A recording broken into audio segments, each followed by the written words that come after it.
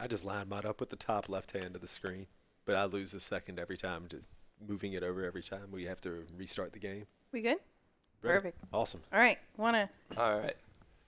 Oh, we were doing the countdown. Okay. Yes. I think it's time to blow the scene, get everybody in the stuff together. Okay, 3, 2, 1, let's jam.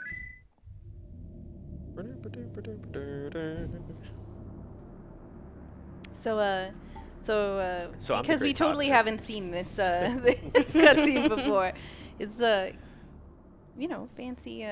fancy stars, space. You can just pretend. In Final Fantasy VII, sometimes you go to space. We don't, but We do get to see a rocket ship. yes. We don't get to be in space. No, Oh, man, no I love being in space. space. No space in this speedrun. Darn. I wanted to say hi to GLaDOS.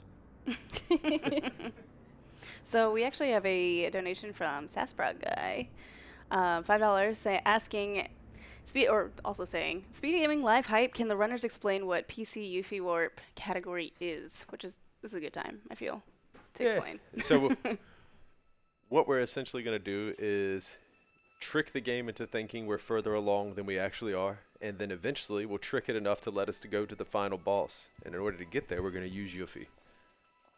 Yep. That's the short version. You'll see the long version as we go along. Right. There's a lot of little tricks along the way, but yeah, the reason why it's called Yuffie Warp is because the main skip of the game involves finding Yuffie in a random forest and defeating her and being warped back to the beginning of the game. Interesting. And then we Multiple beat times. it. Yeah. Multiple times at that. Okay. Insert a debug menu here and there. Insta level, you know. And here comes the train pulling in. Yep. The famous train that we see multiple times throughout the speedrun. We're all about trains here. The rail system in Midgar is excellent.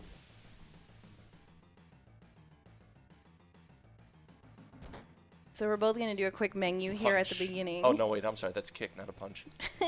Judo kick. Just, you kind of feel bad for the guard. He just runs up and then just gets decked by this person out of nowhere.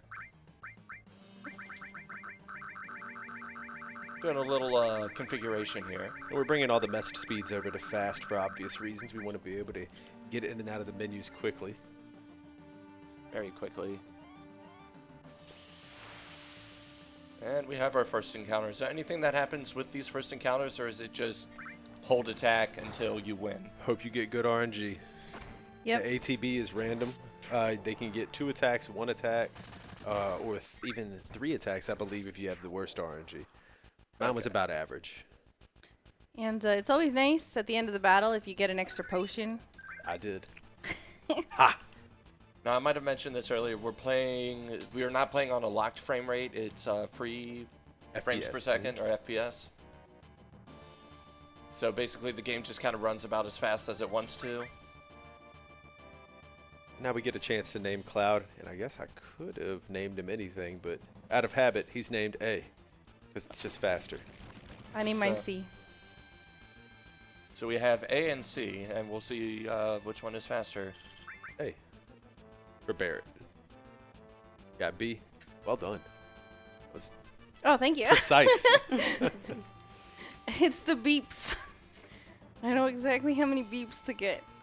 Now I'm going to try my best to make y'all think that I know what I'm doing in this game by getting an encounter skip here. Nah, I was close. Darn, I was way off. Oh, all right. So my escape buttons aren't working. Uh-oh. Oh, okay. I figured out what I need to hit. It's a weird button combination. That's going to be awkward. So I'm going to have to hold select and R to escape. It's interesting. It's all right. Better to learn now than later.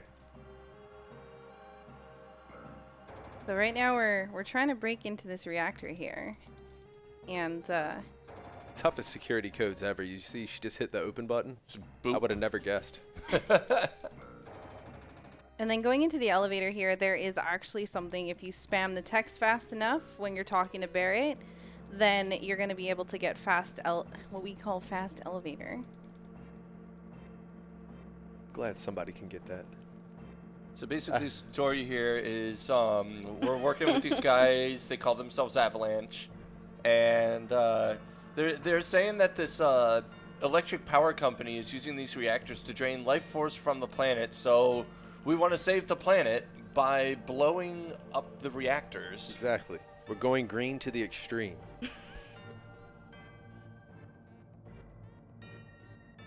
So how you determine whether or not you got fast elevator is at the end there's kind of a little bit of a bounce to the elevator if you didn't get it. If you did, once Barrett kind of disappears, then the elevator just instantly goes down. I love these amazing running animations, by the way. Just running in one spot like that. Yeah, you know, I'm the typical RPG player that just does not like to run from battles because, oh, hey, it's free experience. Why would you run? But, exactly. You know, so this is like the first time I'm seeing these guys just run away to go fast. Then we're going to head down the reactor, and we're going for the core. Cloud's going to set an explosive device on that core. We're going to attempt to make it out in time. So we both are getting the same. You'll notice that we both are getting the same encounters, basically in the same spots, and that's because we both know the step count ish. Enough. Enough that. I'm gonna do my steps at the bottom here. 4, 6. Yeah, we both 8. are doing the step count, and so it's actually manipulating what encounters we get. Exactly. It helps us predict which encounters we're going to get and where, which gives us an opportunity to skip past the encounters by menuing right when you're supposed to be starting an encounter. If you do it just right, you can skip the encounter altogether. Mm-hmm. And now for the Scorpion. I think you're going to make it a little bit ahead of me. All right, guys, time bomb set. Get out fast. We gotta beat up Well, that's probably going to slow y'all down. just a little bit. Oh, man. My ATB. I got the good RNG. Just wait till later, when the RNG actually matters. So optimally here, you want Barrett to get his limit, and you want to use the limit on Scorpion. You also want Cloud to be at his limit when you make it out of the fight here. So I'm going to most likely intentionally do a tail laser. So fun thing, first time I played this game, I died to this boss because the text box about the attacking when the tail is up was a little bit misleading. It definitely And is. I misinterpreted it as, oh, you should attack it when the tail's up, and it wiped me out. And I'm like, oh. You're not supposed to attack when the tail is up. Oh, okay. So ideally, when Cloud is attacking with bolts, you're looking for hits around 90. The closer it is to 90, the faster the fight's gonna go. But some high 80s, some nice numbers. Mine's not so nice. You're having a good one. A good Scorpion fight. So I used an extra I used an extra bolt here because Barrett didn't get his limit break. So I'm gonna trigger him to use tail laser so that it'll attack both of them. They'll both have limit break now. Yeah, Scorpion missed Barrett. What RNG. Now we're waiting for the tail to come down. Yep. Like 1 or 2 more hits and, well, actually 2 more hits. If I've calculated correctly. No, 1 more. One more hit. We're both getting the search scope. So ideally, do you want more search scopes or less search scopes because of the attack animation? In a perfect world with perfect RNG, you can beat Scorpion before that search scope ever appears. Oh, wow. Yeah. Your We ATB didn't gauge get has that. to be good and a whole lot of other things. But yeah. Hey, we got there. Good We enough. get the nice Final Fantasy victory jingle. Classic. Okay, so time bomb is now set. You have 10 minutes to get out. Good luck. Have fun. I think I miscalculated my steps earlier. Oops. Now essentially we're just backtracking. Same route out.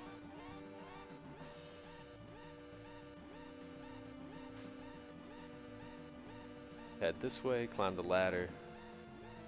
The game forces you to save Jessie. Her foot is stuck down there. You can see toward the bottom left of the screen.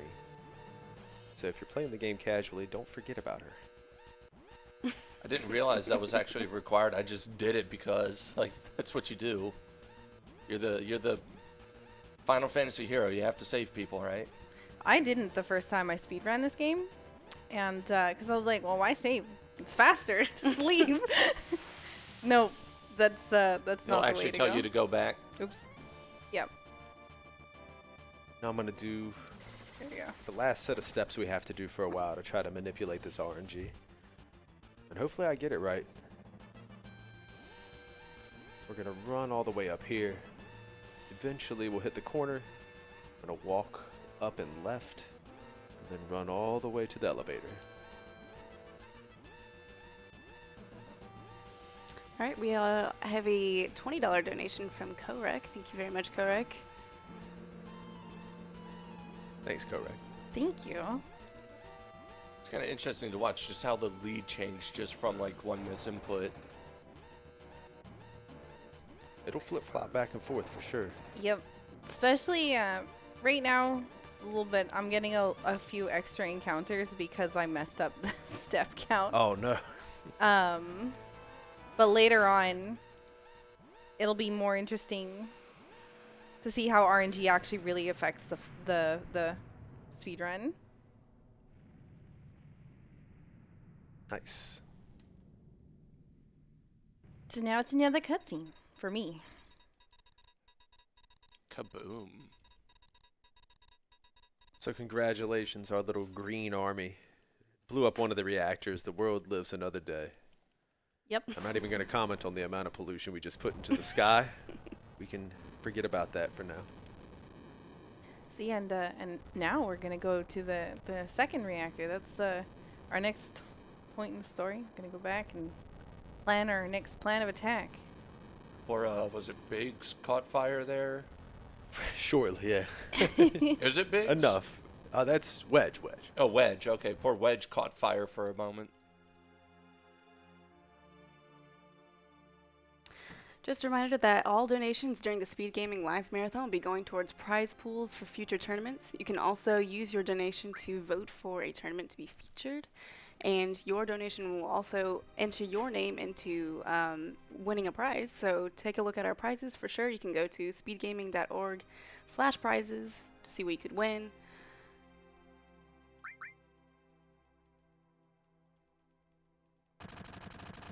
We're just going to make sure we say later to all these. Yep. If you get into fights, bad times. Cloud gets surrounded.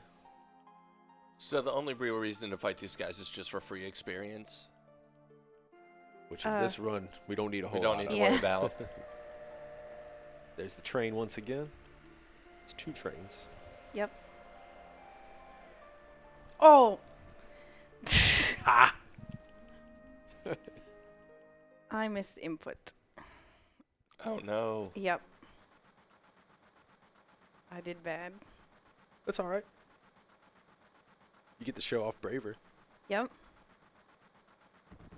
Which we'll get again before we need it. Just a little bit more of a time less. I'm going to scroll down to my guide a little bit because I'm still a noob and I have to use a guide when I play the game. Ain't nothing wrong with having some notes, especially right. for a longer game. So now I get to see the train. We're just going to blaze through here. Barrett's going to chew us out for being late. We were supposed to be on the train before it left. Dramatic entrance, all that good stuff. You're just gonna dock your pay as well. Thinks he is. We'll see about that.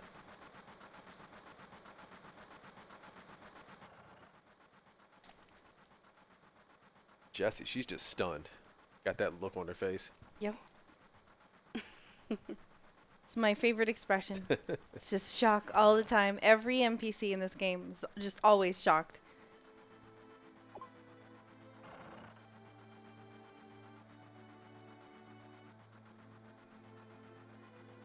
Do you do the Jesse skip?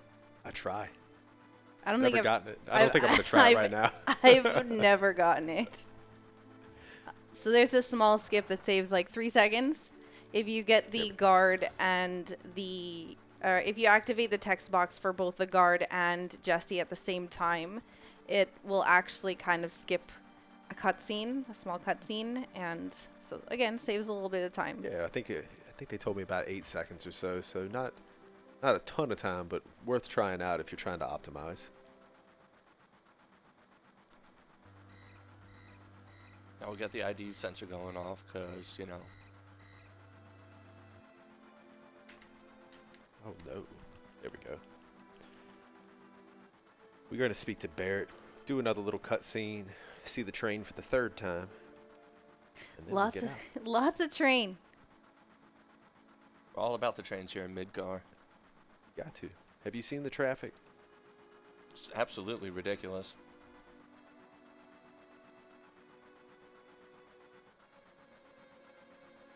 For those who haven't played the game before, Midgar is a city that you can think of looking like a pizza, where all of the rich folk and the corporate headquarters are on top of the pizza, and all of the slums are below it, where they don't get to see the sunlight ever. There's a ton of pollution, and it looks like this. So you can kind of understand why we're fighting the good fight out here. It could have been a dough joke there, but I think I know, yeah. I messed that up.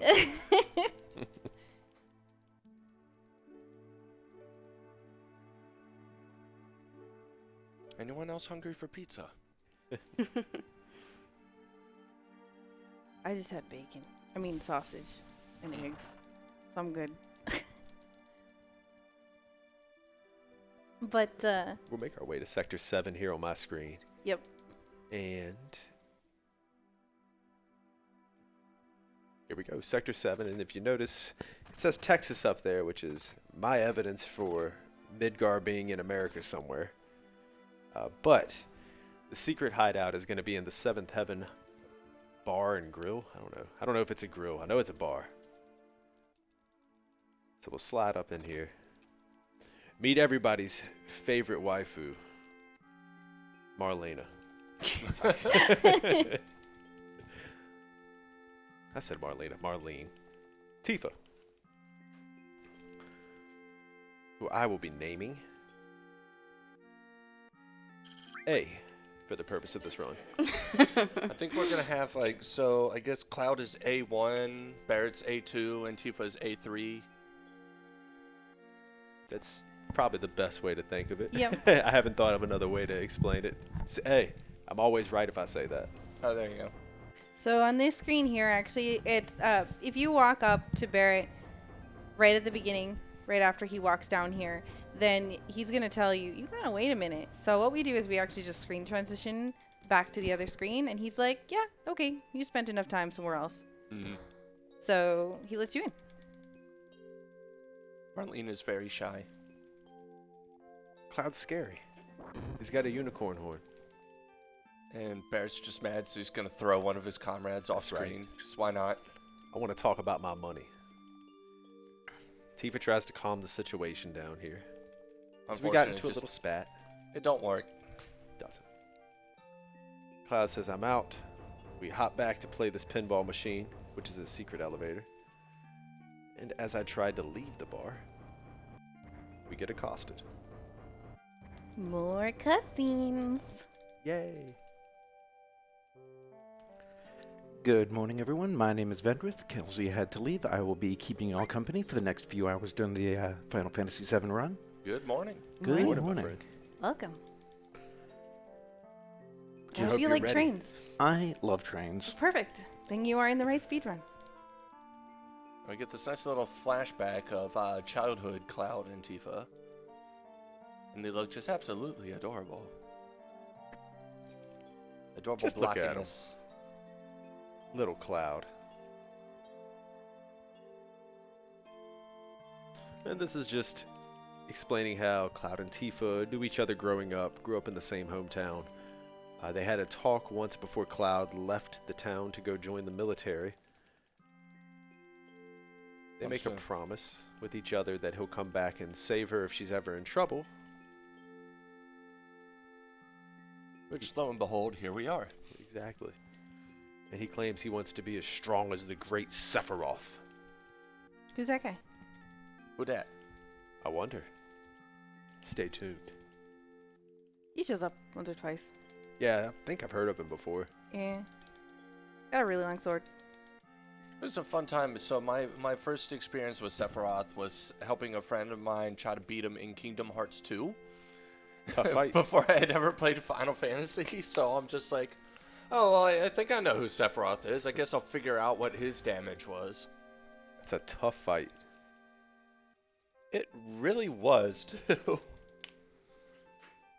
And like, oh, I'm playing this action RPG, and I'm having to sit here and just whack him with this keyblade. I want to say my first experience with Sephiroth was actually from Irigez, if anybody remembers that game, and I don't know that I'm pronouncing it right, but it was a 3D fighting game that Squaresoft made back around the same time they made Final Fantasy VII, and they slipped in a couple of FF7 characters into it. You should look it up. Wasn't like almost the entire cast in there? Yeah, actually. Yeah, it was 5 of them. 6 if you want to pretend like that other guy is Red 13. Fun game anyways, that's where I saw Sephiroth for the first time at. First time I saw Sephiroth was also in Kingdom Hearts 2. It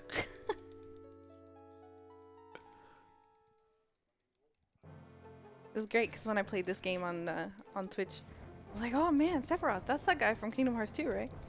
Oh man. I'm sure Can you chat imagine? loved it. Oh man. it was bad times. So basically, Cloud gets paid, and Cloud's like, I'll go "That's with it." So he's like, "Yeah, I'll do another mission, but you're gonna pay me more this time."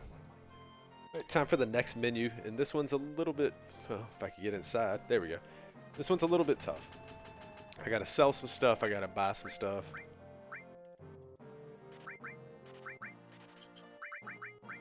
While they're spending their hard-earned money, let me remind everyone that all donations to the Speed Gaming Live Marathon will be going towards prize pools for future tournaments. If you're interested in seeing the prizes, just go to speedgaming.org/prizes. If you look at the bottom of the screen, you'll see that one of the next prizes coming up is the emote sticker pack, 1 pack out of 2. If you go to that website, you can choose your favorite. So the little shopping trip here, I saw that we're buying grenades. The grenades count basically as our big damage output in required battles. They are our big damage output. Yes. Okay. So what I'm trying to do here is line Cloud up in a perfect spot. It's not my keyboard, so it'll take me a little longer than normal. And I don't think that's going to be it. We're going to try to juke these guards into letting me pass further in the game. And this is a lot harder than I thought it was going to be on not my keyboard. We'll get there, though. That's okay. We missed a very important skip over on my side. Are you in materia? We're in the Without me We're in looking the over. materia tutorial. So, you know, just in case we didn't know how to use materia, here you go. Here's a nice little explanation here. A nice quick rundown. This is very tough on a keyboard that's not mine. There we go. Oh, derp.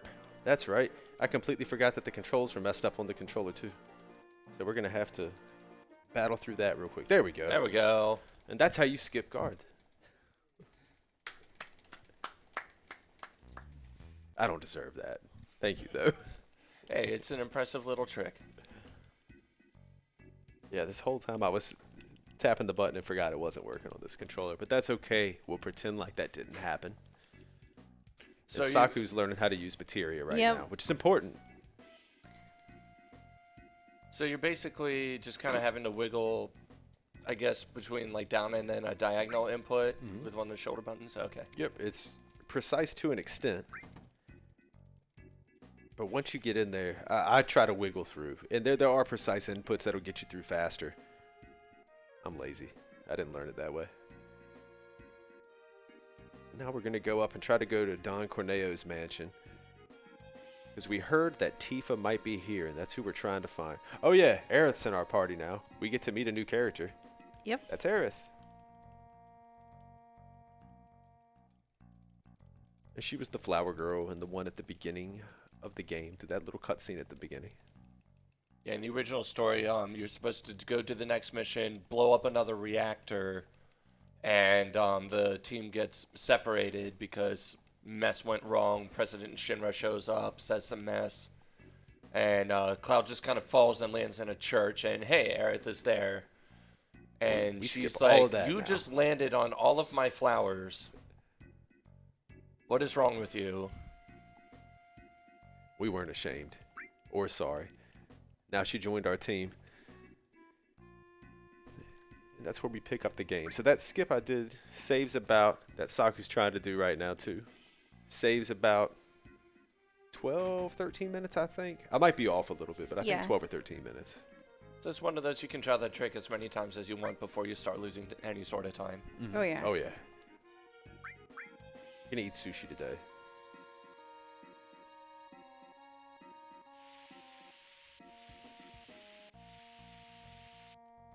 And just a quick reminder, if you're not sure how you can donate during the marathon, you can either go to speedgaming.org/vote, or if you just type !donate in Twitch chat, just follow the link from there.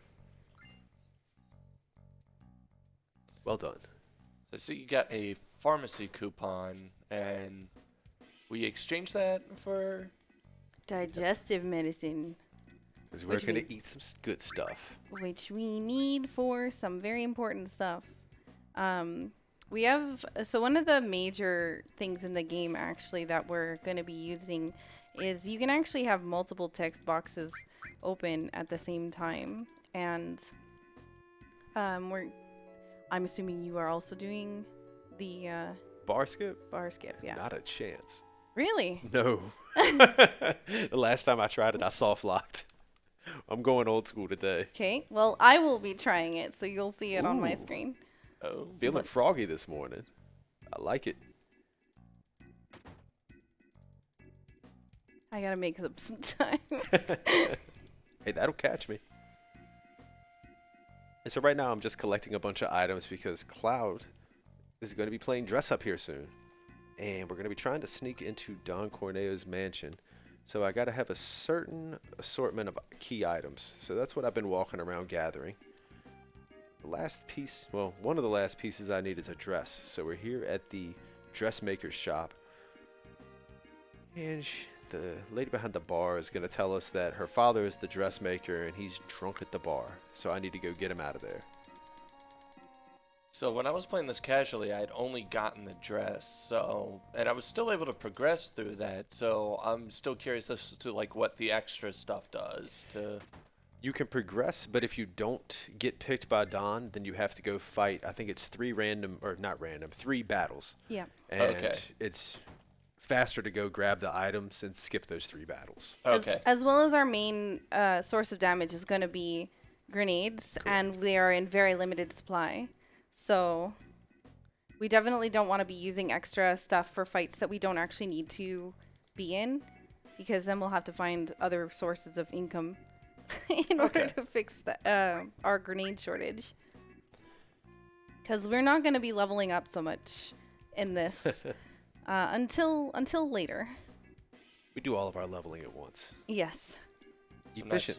nice little power leveling. So now we get to go try on the dress. We get to look nice and pretty.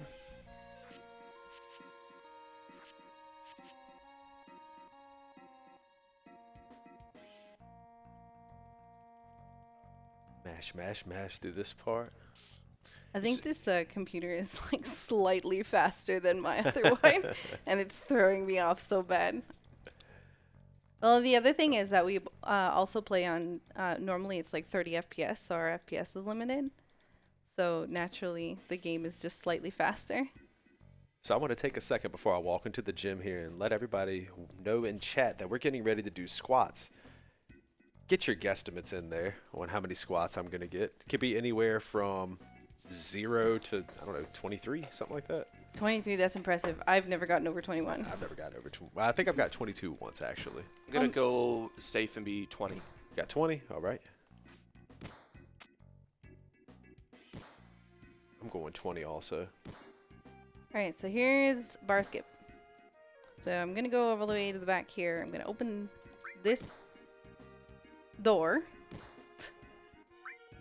And then I'm going to talk to him. Oh, no.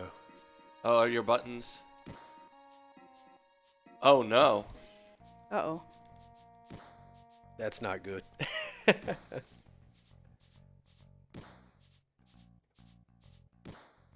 going to open up this door here.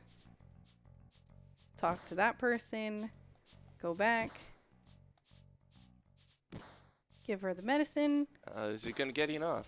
2, 1, 0. Ah.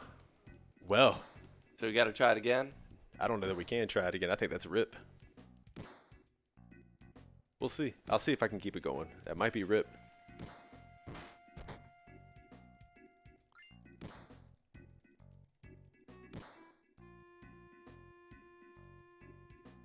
$16 was the correct answer, everybody, by the way. It's one of those things about setting up controllers. Yeah. They don't exactly give the they don't make the descriptions for this easy on PC, because I've had the same issue myself when I was trying to play casually on PC. So it's like you have to have all those buttons memorized. Remember like what you had set to what, and if you don't have it set the exact way that you wanted it to, it'll give you trouble.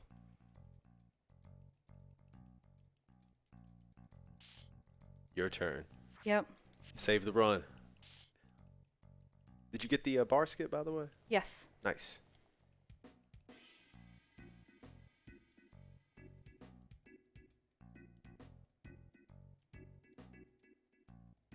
Oh man, this guy was on pace with me for a minute. I was really concerned. I'm being quiet because I know how frustrating that part can be.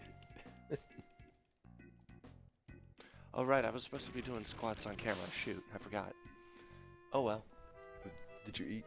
I did. Okay. The good thing is I actually skipped the tutorial for how to squat. Nice. So that's a bonus. So we got a blonde wig, diamond tiara, a soft shimmery dress. I think something else. I don't remember what it is. Oh, cologne. And that should be everything that is needed in order to impress That's right. Don Corneo. Hopefully ToddMan was able to get the same. Not without the squats. I'm going to end up having to fight those random battles. The real question is whether I can survive them or not. We'll hope that the RNG is good. So are you going to end up using the grenades for those, or are you going to have to use regular attacks just to save on the grenades? I'm working it out in my head right now. I'm not sure. I don't know how many grenades it would take.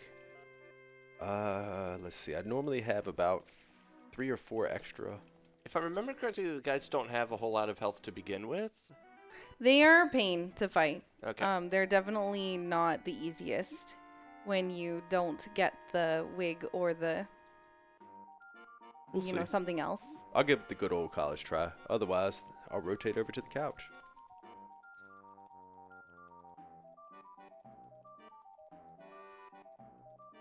So one of the more challenging things in the game is because it's kind of like a 3D game, but it uses like a D-pad for movements. It's stairs. Stairs are the real boss for this game. Exactly. So tough. Ooh, Nailed it. Yo, that was great. That does not happen. So I'm over here because I'm shy and I don't want Tifa, my childhood friend, to see me. But you're so pretty. Yes. All that work. Don't even want to be seen. But now I get to see how Tifa really feels.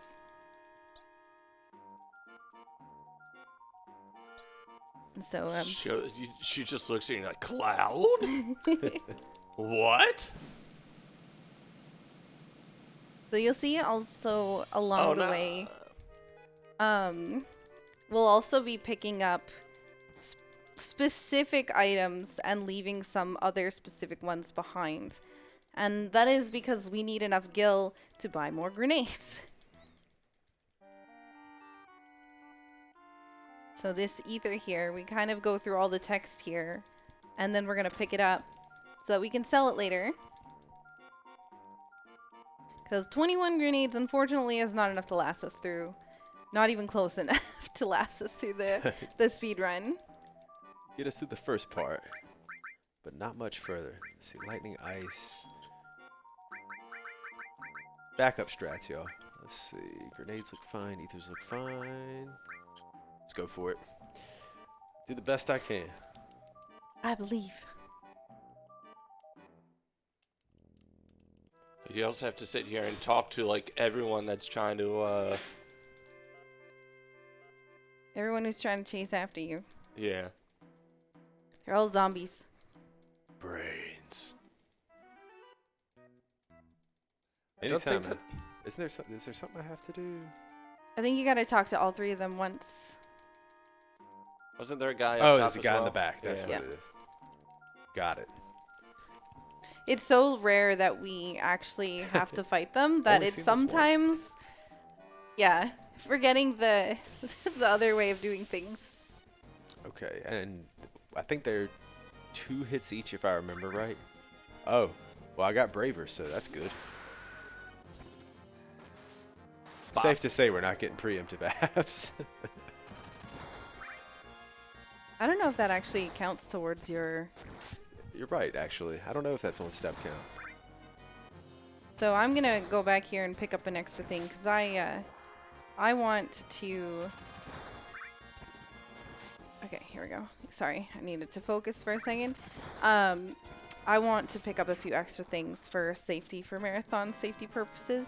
So gotta Well, sell as victory. much stuff as possible. That victory music is timeless to me. Let's see. I can probably sneak in. Ooh. Oh, they got some heat on their attacks. Okay. They're coming in for the punch. I mean, you're gonna have another limit, so. I'm going to use my cure now, and then we can go straight to the limit and hit the guy in the back row.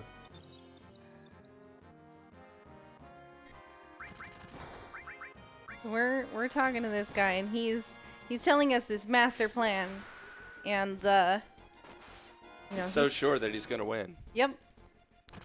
So pretty much in that particular spot, you're always gonna select the second option because it's the fastest.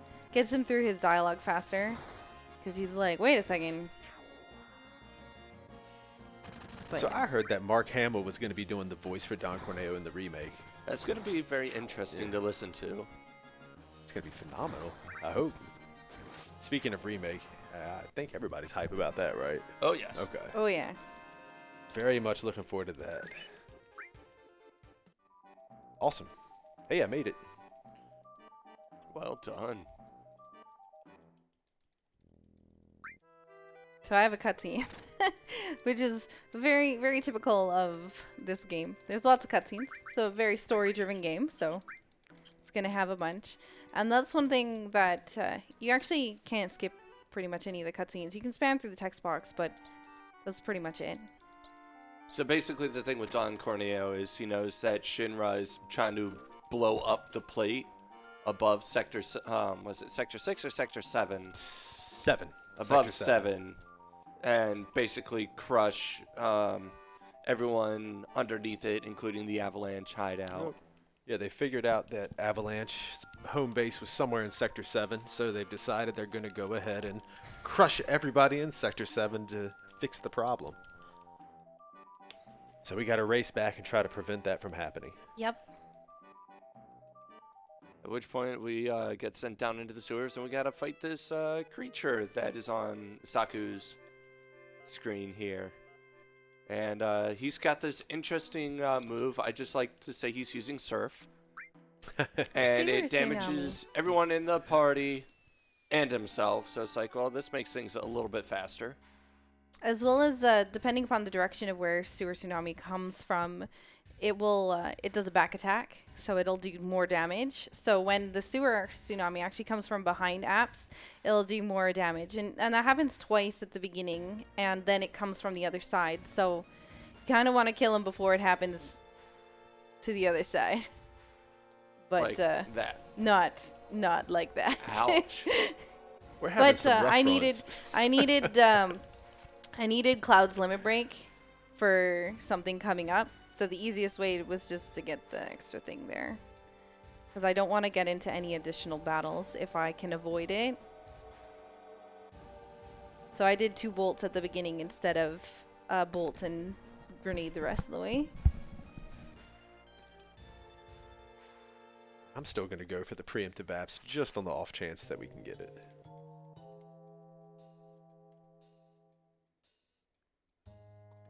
There. Fingers crossed. There's my preemptive battle, which is a little late. Almost. And we get Not to quite. hear the cool boss battle theme. Just really gets you into that fight. Oops. There. Watch him ride that surf. Perfect timing for the next bolt. Or for the next limit. So we'll braver here. So because I'm off on the step count, I'm going to get a few more encounters than I would normally get. And I'm also not going to be able to do the... There's some manipulation that you can actually do in this yard in order to skip an encounter. If you have the step count correct by the time you get to apps, you can actually skip an encounter. That would happen about, I think it's here. Oh, but I went way too far. I thought I was somewhere else. Looks like you skipped the encounter anyway, so you might be good. I got it earlier. There we go. Got him before the next sewer tsunami. So more trains. Lots and lots of trains. This is very, very... Common theme. Yes. Hello? Door, please? Really? Oh, there we go. Doors are weird Goodness sometimes. gracious. So we got our first hello of the marathon. Oh, yeah. I tend to say that a lot.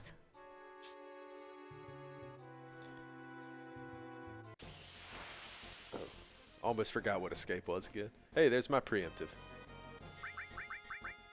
So we're gonna ride more trains. We gotta move some other trains. And gotta try to get back over to Sector 7 so we can warn them. Hopefully see if we can save Sector 7. We're gonna do some shopping there too. Definitely got to get all the shopping in. Yeah. Need all the grenades. Shopping. Don't we have anything better to do? See, this time we're actually not buying grenades. Oh. Yeah, it's a different kind of shopping. Buying tranquilizers. You got to buy Cloud a nice new dress again. No, Probably we're buying. ruined the first one. We're gonna be buying tranquilizers, and what tranquilizers do is it actually lowers the damage that Cloud takes, or whoever gets tranked takes, as well as lowers the damage that they do, which is very, very vital for later fights when some of the enemies do basically your entire health pool worth of damage, and we don't actually use the attack option. We just use grenades. As I say, doesn't sadness also affect your limit gauge as well? It Yes. does. Okay. But we also don't use that. Yeah, the idea is that we take the reduced damage and the grenade ignores armor and defense and deals, I don't want to say a static amount of damage because it does fluctuate slightly, but within a certain range, ignoring armor. And unfortunately, Wedge has not survived this encounter. Poor Wedge. Oh, I forgot you were ahead. It's like, what are you talking about? I'm in the train. Poor Wedge. Now we're going up a lot of stairs. Stairs and trains. This should be the name of the game. Stairs and Stairs trains. and Train Stairs 7. and trains. Shoots and ladders. Actually, that's a perfect analogy. Stairs Shoots and ladders.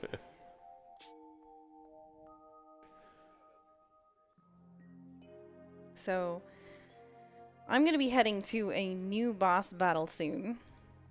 And I'm hoping for some nice ATB gauges. Because if I do have some nice ATB gauges, Oh, you're getting ready to fight Quentin Flynn. Got it.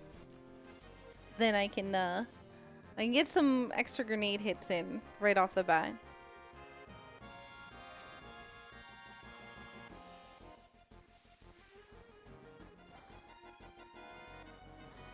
Everybody, thank you for watching. Thank you for coming on to Speed Gaming Live 2019 here in Herndon, Virginia. We're just getting started with our first run of the marathon. If you'd like to donate, all donations will be going towards prize pools for Speed Gaming 2020. And if you would like to get anything featured in next year's Speed Gaming Live, please make sure to add it as a comment to your donation with the game you'd like to see featured. Alright, so here's my fight. So I got to do some fast menuing. Barrett was able to get a grenade, and so was Tifa. So hopefully we're going to get one of those two. Yes, perfect. It's ideal that we get a hit in from the person who gets hit by the pyramid attack so that we're able to go a little bit faster through the fight. Good luck. It's a tough fight. Basically, Reyno's pyramid move renders the person who gets hit with pyramid unusable until you get one of your party members to attack the pyramid.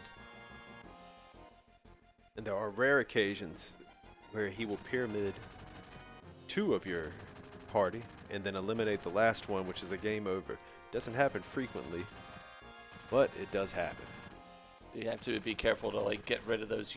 Casually, you have to make sure that you get rid of the pyramids as quick as possible to prevent that from happening. But we're going to try to omit all that by going faster than he can shoot his pyramids. Yep. The other move that he does, Electro Rod, I think is what it's called, also has a chance to stun the party member that it hits, and it puts them out of commission for a couple seconds. So, again, you kind of don't want to see that move as much as possible because of the chance that, you know, it goes a little slower. So,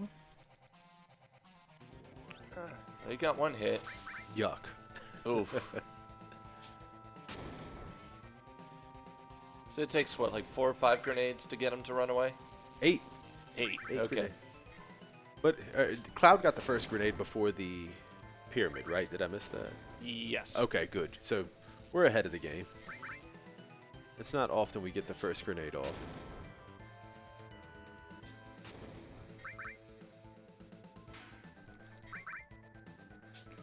Reyno's just trying to go in hard with his Electro Rod, but it's not quite enough. And now he runs off. and on my screen, that is Sector 7. But that's it. That's it. RIP. Sector It's 7. basically your pizza falling on the floor. I cry every time. Aw. Imagine that. And we somehow managed to escape, just barely. Except now we have to go rescue Aerith. She was captured. Got that evil classical music Right. vibe going on. I don't know why it's always classical music that is with the villains. They're just always listening to classical as they're destroying everything around them. It's just how it goes. Honestly, though, I would have preferred the 1812 Overture, but This is a part of the game that I never understood. Instead of telling Barrett that Marlene is safe, based on what Aerith said earlier, they just don't say anything and allow him to be distraught. Dramatic effect. They just stand there as he screams out her name, and and Biggs and Wedge. yeah, and Jesse. them.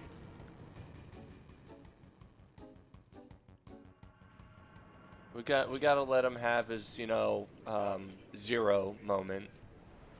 And then scream, "What am I fighting for?" Everyone's gotta have that moment, right? At least once. At least once.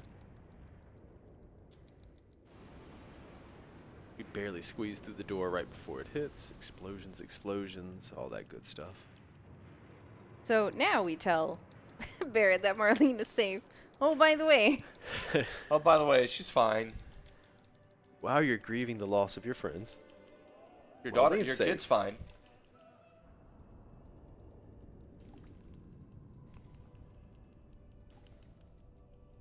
So we get that classical music that Saku was talking about.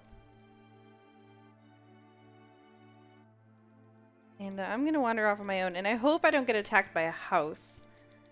Oh, the house.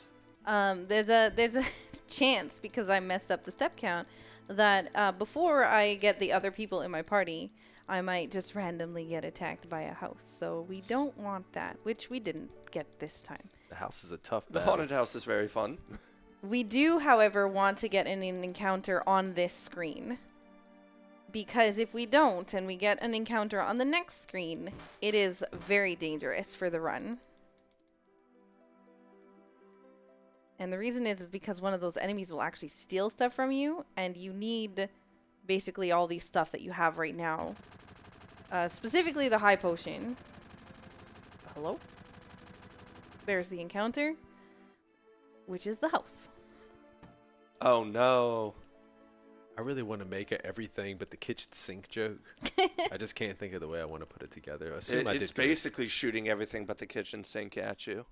We'll go with that. I like it.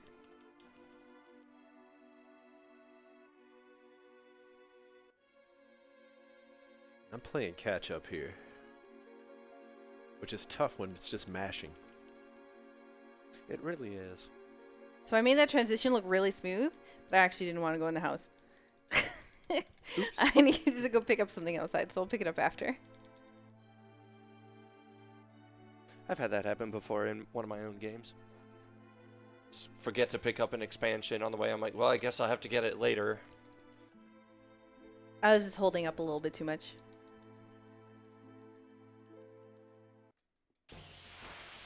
And everybody, There's that encounter. Oh, sorry, Todd. You go ahead, man. And while you also have the option to donate if you're interested in contributing to the tournament pools for next year, while also getting yourself some cool swag, we've got shirts, I believe 8 different shirts for Speed Gaming Live 2019 and a couple of sticker packs. Go to speedgaming.org/merch to pick up your t-shirts or your sticker packs. I want stickers. I like stickers too.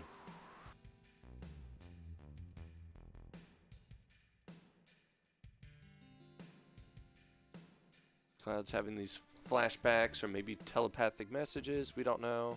It's actually Aerith's mom that's sharing a story right now, basically saying that her husband never came back from, I think he was, actually, I skipped the text so much. Wasn't he sent out to I- Wutai I- or yeah, something? I he think was in the so, military. yeah. And he never ended up coming back. And so she raided the train basically every day. Right. Trains, again. Common theme. So yeah, I waited at the train every day, and one time came across Aerith's mom, and that's how she ended up taking on Aerith. Basically explaining how she always knew that Aerith was special, because she had some special abilities. And then there's always that trip scene, which I never understood exactly why she trips there. Because it actually has nothing to do with the dialogue. It's just happens. plant. Yeah, it's random trip. Probably just saying like, oh, Aerith might be a bit of a klutz at times. Who knows? Character building. It's what it's all about.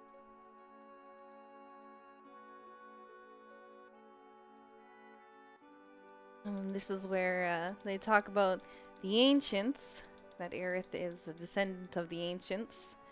I don't know if they talk about it when we originally find her, but we we skip all that, so This is the first we get to hear about it. exactly. And the ancients are a old race of human that have abilities to communicate with the planet. and hear the planet's cries and what it's asking for and all that good stuff. Yep.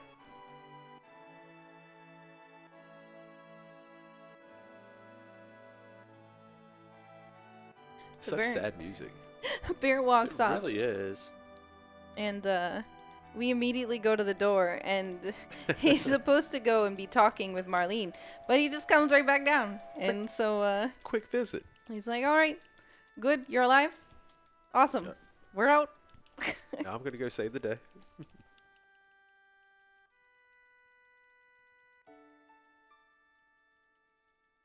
So we're all going to combine into one, and then we're going to go over here and pick up this item that I was missing. Another ether. So we need that. We need to sell that. So we'll do some minor shopping here. We're going to sell a lot of things.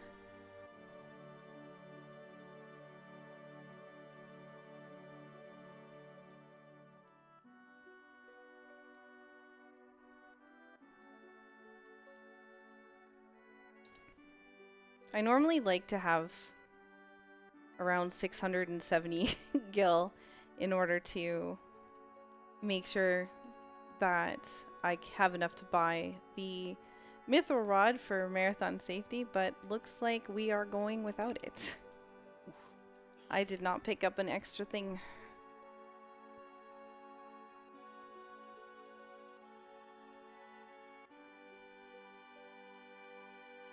I will also be using the safe strats, trying to get that extra item. And that's just so when you get to Materia Keeper, which is a boss later on, there's very specific statistics that Aerith has to have. And sometimes it's a little high, sometimes it's a little low, and getting the extra item gives you the ability to smooth it out one way or the other. Just depends on what you had gotten when you get her in the party.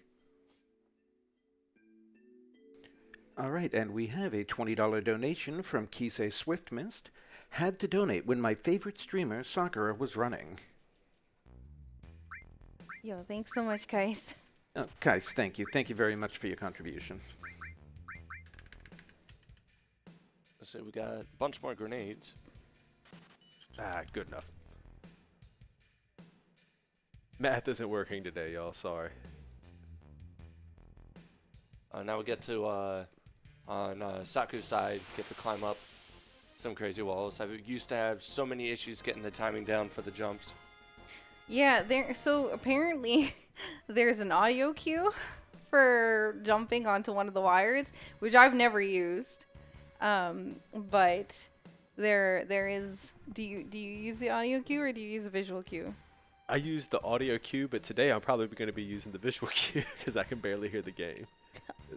It's all right though. It's almost sounds like a squeak. The audio cue does. I'll have to see if I can listen for it with the headset.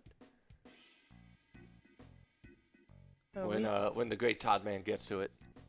we got some batteries here along the way. We desperately needed those batteries because otherwise we wouldn't have been able to make these propellers work and wouldn't be able to get up the thing. You just up mine. It's all good. I love how it's like these little like 9-volt batteries or like giant 9-volt batteries. So hey, we're just gonna make these plane propellers move.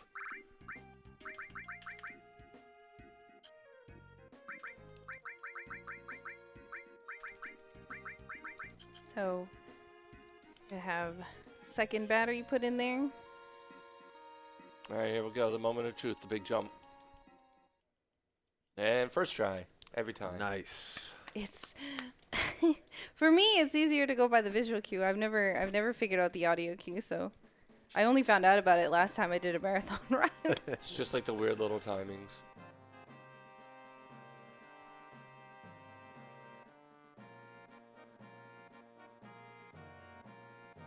It's basically, we're climbing this wall to try to get to the Shinra headquarters, because, you know, we need to go rescue Aerith and take our revenge for the fall of our comrades. That's right. We also get this sweet Charlie's Angels cutscene here where we all stand there with our backs to the camera doing a sweet pose. You sure it's Charlie's Angels and not JoJo's? I haven't seen JoJo's. JoJo's is amazing. I thought I was the only person. I've tried watching it.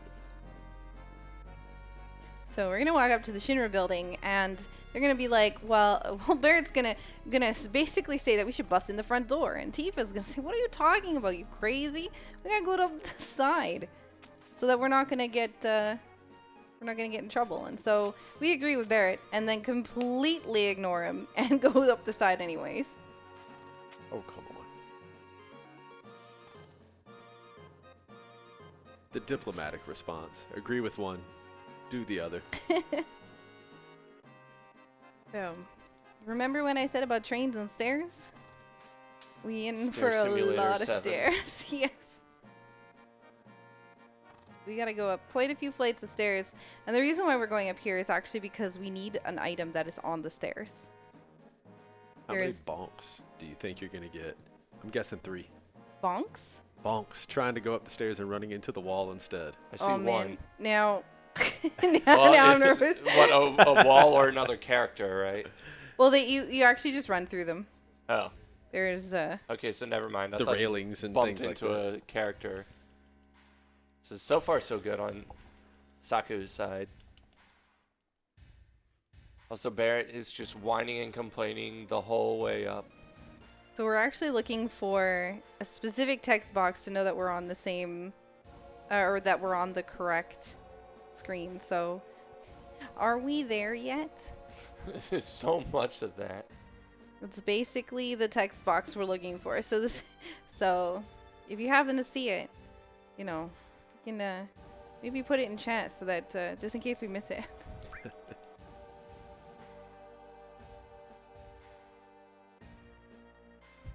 How much further do these stairs go on? Why don't you ask them?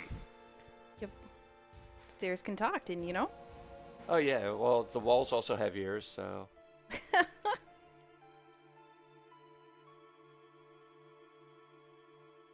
And everybody, while we're heading our way up the staircases, if you would like to donate at all during the marathon, you can either go to speedgaming.org/vote, or if you type !donate in Twitch chat, it'll give you a link to follow. All donations with comments will be read on stream, so if you want to say something special, please make sure to add a comment during your donation. Cool. Go ahead. I was gonna say it'd be cool if we could put a bounty on like a stairwell skip or something that still gets us the item.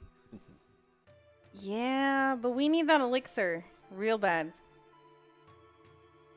It is necessary for one of the bosses later on. Hardest boss ever. It really is. It's so demoralizing every time you get there. One of those bosses where you could be 5 minutes ahead and still instantly lose the run. I think I was 7 minutes ahead the last time I did 7. it. Yeah, and then I was like 3 minutes behind at the end of it. The rage builds up. You're just like, all right, cool. That's good practice, I guess, for the later part of the game. So you thought we were done with stairs because of that cutscene? Nope, we still got more. I forget like how many flights. I think you just run up to like the 50th floor. I think it's 59. 59.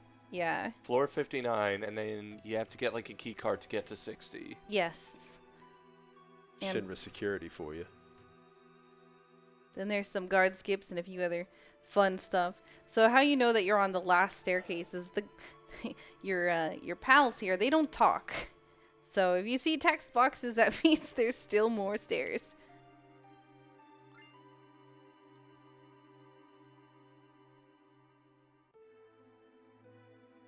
I think this is the second last staircase. So yeah, now that they're not saying anything, you can tell you're on the last staircase. And almost there. Yep. I like to call this split stair percent, because it's basically all you do. So here's the There we go. Here's the Hey. exit. Oh man. Finally. So they're gonna talk and they're gonna go through. I'm gonna go through, and then I'm immediately gonna menu because I need to put this on wait.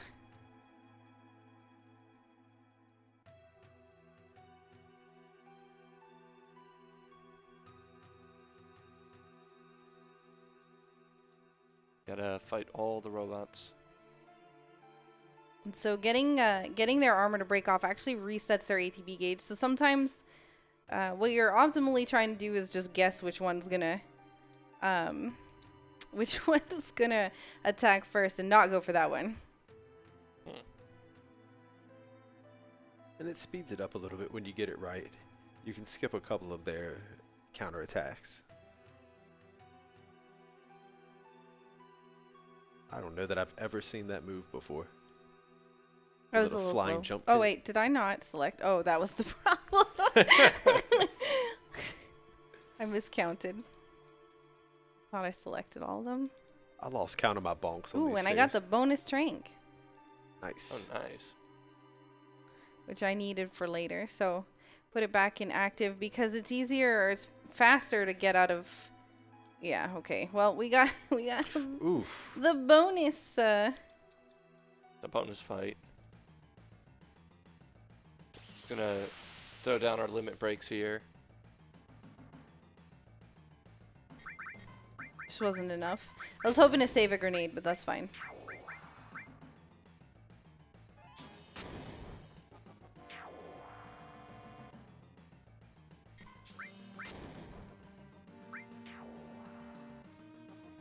I think I got it right this time.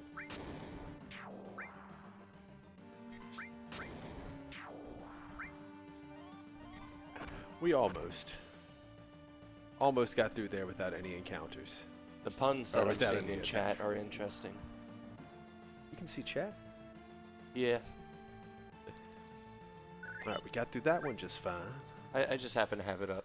The puns are quite entertaining. So Y'all are so punny. one of the important things about the elevator is to make sure you actually select the right floor. Because if you select one because you're spamming too much, bad things can happen. Yeah. You can actually soft lock and it's not fun. Oh, because you get stuck behind the guards that you never defeated by running in the front door. No, it's actually just you get stuck in the elevator. Oh. Or right outside the elevator. Soft lock. Yep.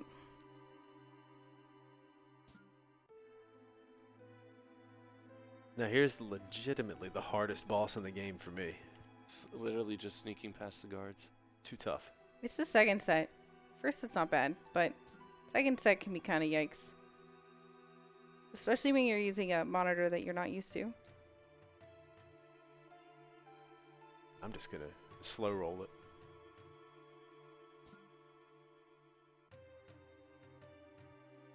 You know, they're trying to become the weapon to surpass Metal Gear.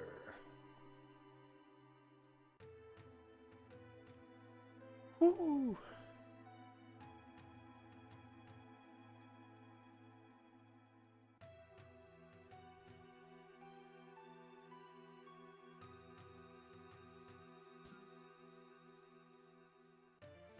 It is vital that you basically get this first try. I went as slow as possible. I also didn't go that fast. But we have a run now. Now we're gonna get another key card.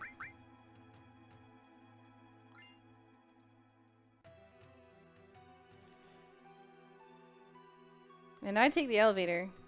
I'll You take the stairs. They're pretty close to each other. So we're both gonna guess the Hey, Nice. good RNG. And Diesel was trying. Shoutouts to Diesel for coaching me on the game, by the way. But he was telling me there's a way to manipulate which option it is. I didn't get to learn that before today. there is. It's actually based on the time that you arrive on the floor. In, So in the increments of seconds or something along Yes. those lines? Okay. Interesting way to do that.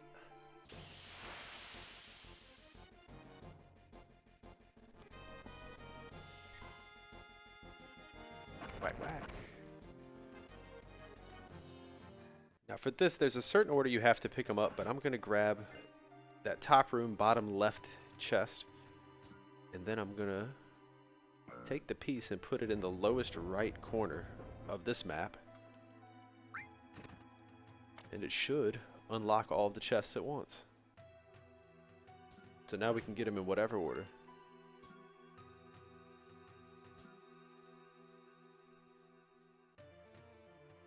And once we complete the pizza, we can get to the next room. Yep. Get a fancy new key card. We'll be executives in no time. It's like we're playing Doom. Just got to get all the key cards.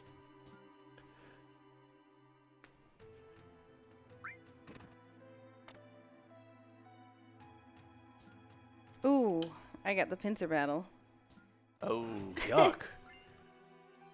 Everybody watching, if you wanted an example of what bad RNG looks like, Yep. you're seeing it, It's that marathon RNG. right?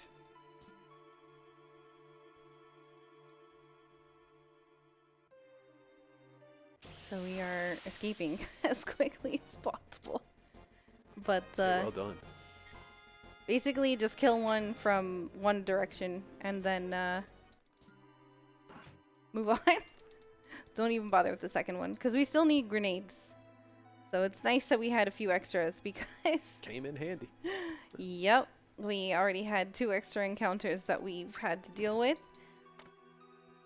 But that's also what happens when you are off step count. so are you only able to carry one set of Midgar parts at one time? Right. Okay. It unlocks the next chest, which is why. Flush for good measure. Don't want to get a dirty foot here. Yeah, don't want to accidentally fall in. We're not trying to save the princess right now. I see what you did there. And now we're going to spy in on this secret meeting.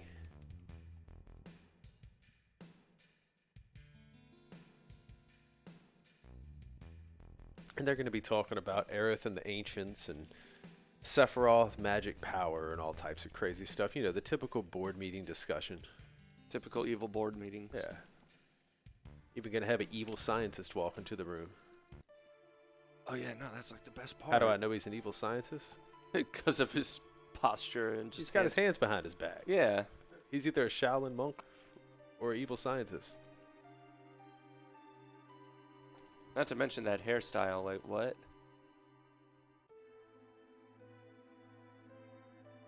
Ponytails are cool. I think it's just more. Are those his bangs or like? No, I think that maybe he got layers, and so like some of the some of the layers of his hair don't fit in the ponytail, so it just comes out in the front. Yes. Here, It's I a was going to style, say it's a tentacle style. monster. Got that angled angled hairstyle.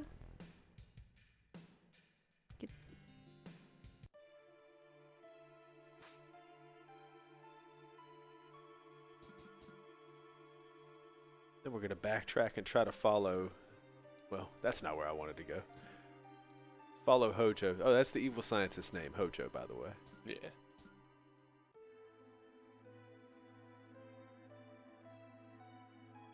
Sometimes if you get bad RNG too, you get these NPCs to block your way so you can't walk fast. Isn't it lovely when that happens? Yep. Which I think mean oh sweet. Just missed them. Nice.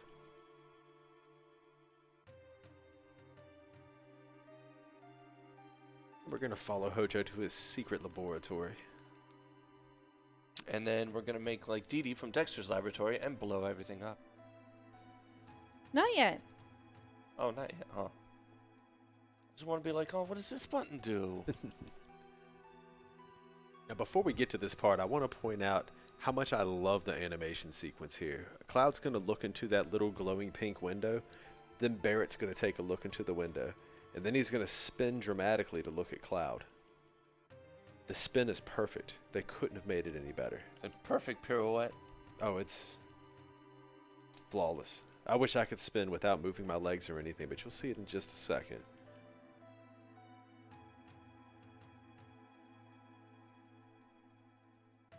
Yes, that's a pupper in there.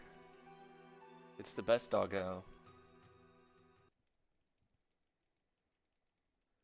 So Cloud's going to take a peek in here. See some creepy stuff. It is some very creepy stuff. Now we get Immediately gets a headache. this headache again. That looks very painful. Here goes Barrett. He's going to take a peek and spin. What? You mean that's not how you turn in real life? That's how I try. It doesn't always turn out can't. that way. Maybe the floor is really icy. Maybe they gotta keep it cold. Slip. I think I'm good here. I don't think I forgot And on anything. Saku's side, just look up. Eat.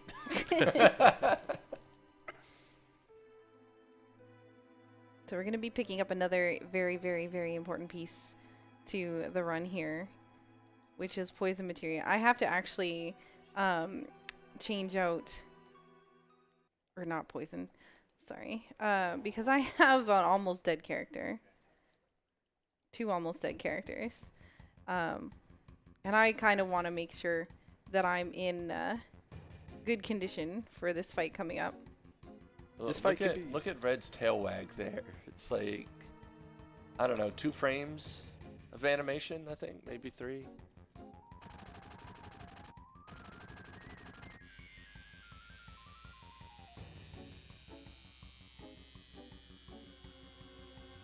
So I changed my stuff to active for encounters, regular encounters, and then change it back to wait for this So- boss. Is Red 13 just like going for the throat there, or? Nuzzling his neck. Oh. Getting all slobbery. Hojo's not enjoying himself at all. See, he's like, now I gotta go take a shower. Red starts talking to us. So the story is just getting weirder as we go along.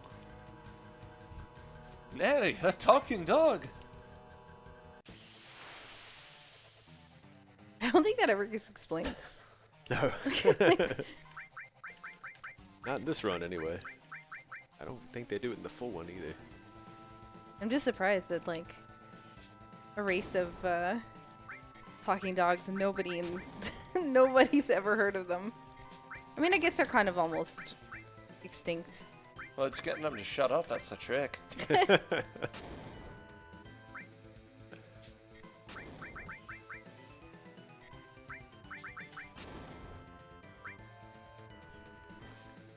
I did not, for a second, think that working on a keyboard that wasn't mine would affect my run as much as it has. It's tough. Ooh. There we go. Nice. And that was Sample. Or I like to call Jack-o'-lantern for no reason at all. Doesn't even look like a jack-o'-lantern.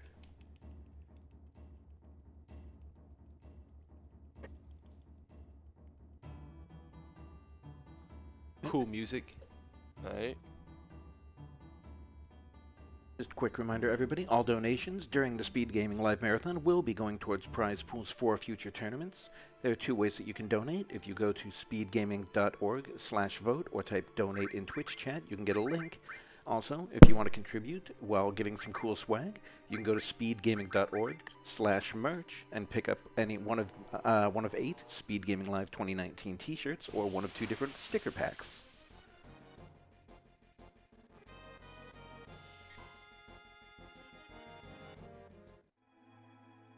Now we're going to backtrack and just escape from Shinra HQ. All these security guards and stuff, they're all dozing off at their desk. Of course. So we're 'cause gonna I run don't right think past anything's gonna go wrong. Of course not. Not on the 67th floor. You're crazy. Hop on the elevator and we're out. Oh, we got called. Hello. Guess we're going up.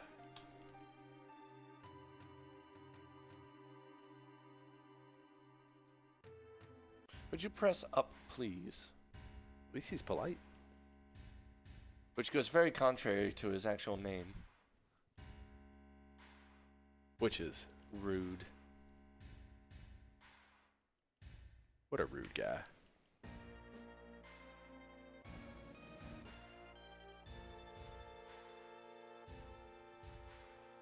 That's President Shinra. We've been captured. They got our arms tied behind our backs. I don't really know if they have Red 13 tied up. Looks like he's just setting like a good boy. He's the best doggo. Yeah, I've never understood that. Doesn't seem like they have anything. Maybe it's like a, I don't know, collar They of just some trust. kind. They, I don't know. They got a rolled up newspaper that you can't see on screen. Just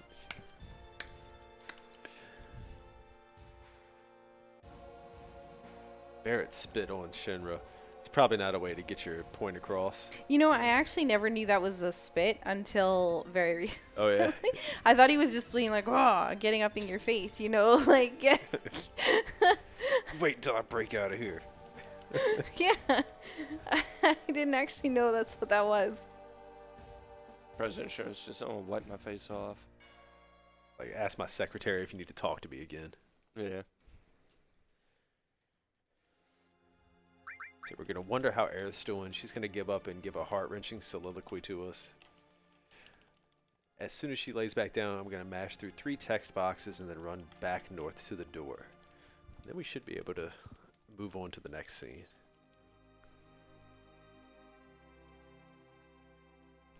You got to be able to get that sweet date with Aerith.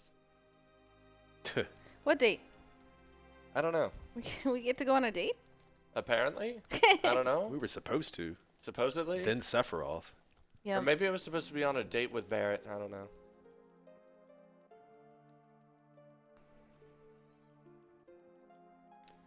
So she's talking about the world, speaking to us and telling her that it's in danger. There's something approaching that we should all be wary of, etc., etc. 2, 3, up.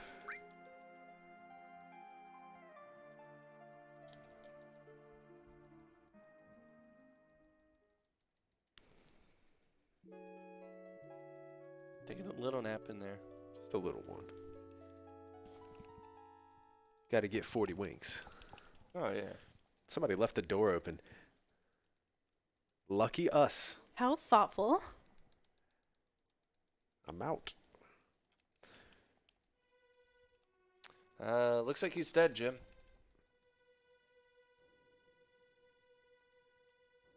So Tifa's going to go check it out now.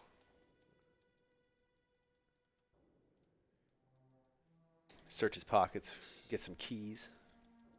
It's very handy. Yeah. It's like everything we need is just right in the immediate vicinity. Almost like this was a game.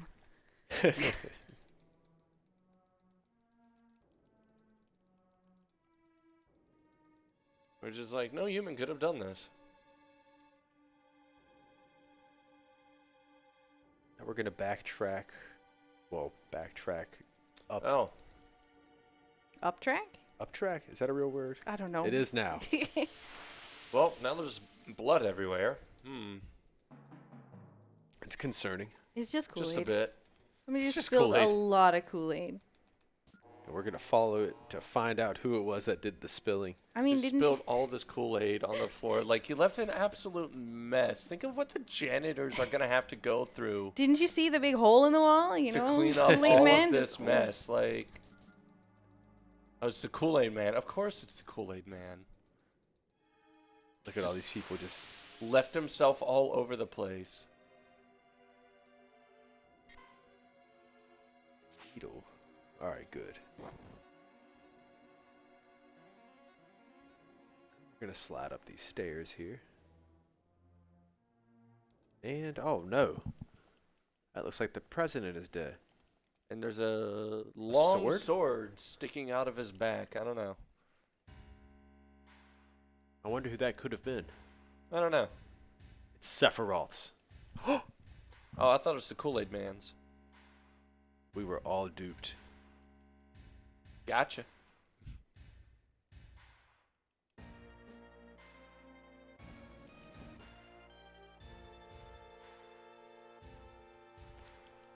Nice bunch of cutscenes here. Yep, and then we just mashed through. They're going to tell us about Sephiroth preaching about the promised land as he broke in and slayed everybody. Yep, some And just slight in time. story here. Just in time for the president's son to land.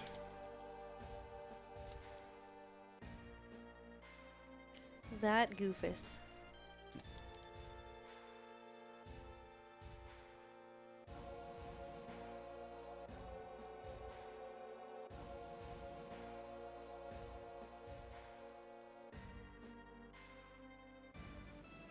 He's going to walk back and forth, giving a little political sounding speech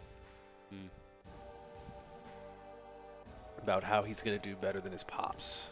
By controlling the world with fear. Yeah, like that's really going to do a lot of good. And of course, we have to do introductions with all the characters. Cares.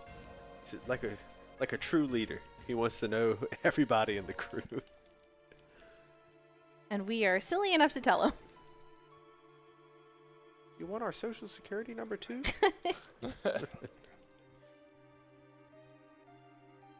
It's your social security and password accounts. So now we're going to be in a party with Aerith, Red 13, and Barrett. Briefly, we're going to fight a battle that can be more hectic than it needs to be. It's kind of RNG based here. This is the 100 Gunner Heligunner. It's simple in the sense that I'm just going to keep throwing grenades until it stops moving. And it'll have a second... What's the second phase? There we go. Second phase. And then we'll use our limits on the second phase. So optimally, we want to get through this fight without Aerith dying and without any of the other ones getting put to sleep. That's the tough part. Yeah. Because that's RNG. Also just love how these are fights going on two elevators that just happen to be moving about the same speed. Shara knew how to build them. Big enough for tanks to fit in. Apparently. Also love that Red 13 is throwing grenades with his tail. Good eye. I didn't even notice that until you said it. Yeah, next time he throws a grenade, watch his animation. I swear he's throwing it with his tail. Yep.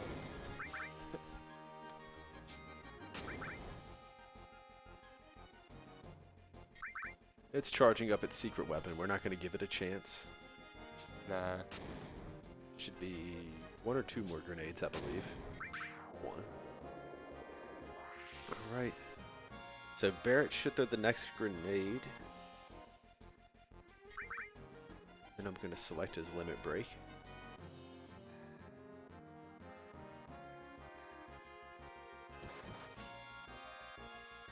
A miss.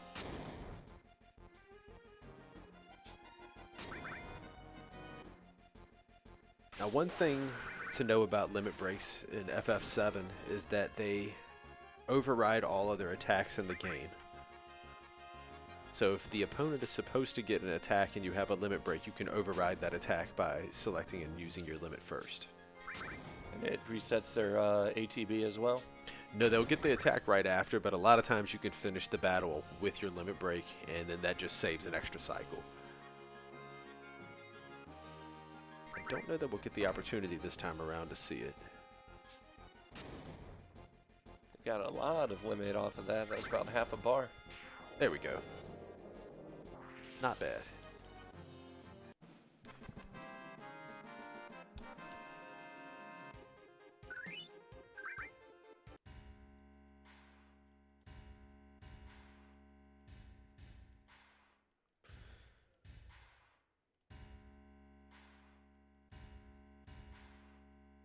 I'm still going through my fight. Well, I guess we won't be allies. Nah, I wonder what gave you that idea. Press the wrong button. Alright, now optimally I'm going to hit at least 140 damage here on the doggo. We gotta defeat the bad There we doggo. go. Oh yeah, Rufus and his shotgun. Now we just trade back and forth. Should be I smooth wonder who's sailing. gonna win the DPS fight. Grenade to the shotgun, who knows? Alright, so I need to, after this fight, I need to equip Ice. To restore?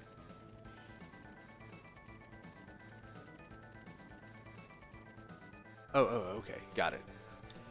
Got lost in my own guide here. Ooh, 150. Must be nice.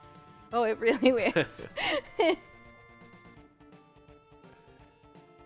See, that, because of the damage values there, you can actually end up having to hit the dog twice. And that's wasting time. What am I? And restore. Duh.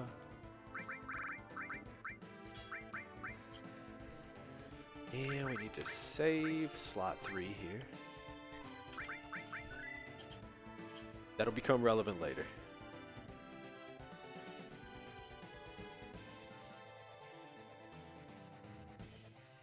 And everybody, don't forget, with the donations that you are sending in, we add, if there's any game that you would like to see featured in a tournament at Speed Gaming Live 2020, make sure to add it to your comment. It doesn't have to be anything that's being run just this year. If there's anything you're interested in seeing next year, add it in the comment, and if there's enough support, it'll be one of the featured tournaments at Speed Gaming Live next year.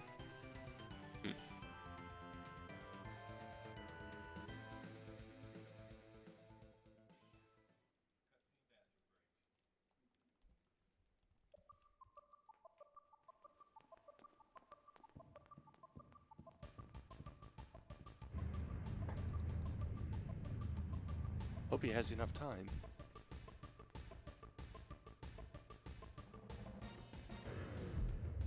Now we get to one of the more fun mini games of Final Fantasy VII, the motorcycle chase.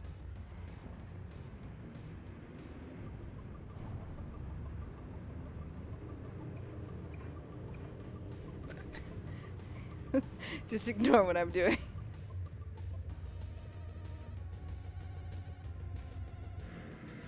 Okay, there we go.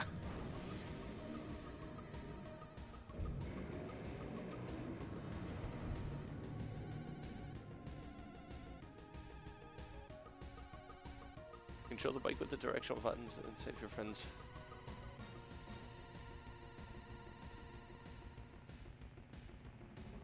Okay. Okay. Welcome back. Welcome back.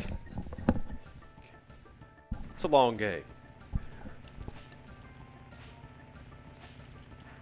Alright, so the trick here is to get 3 red motorcycles, which I'm going to do by hopefully figuring out where my buttons are at.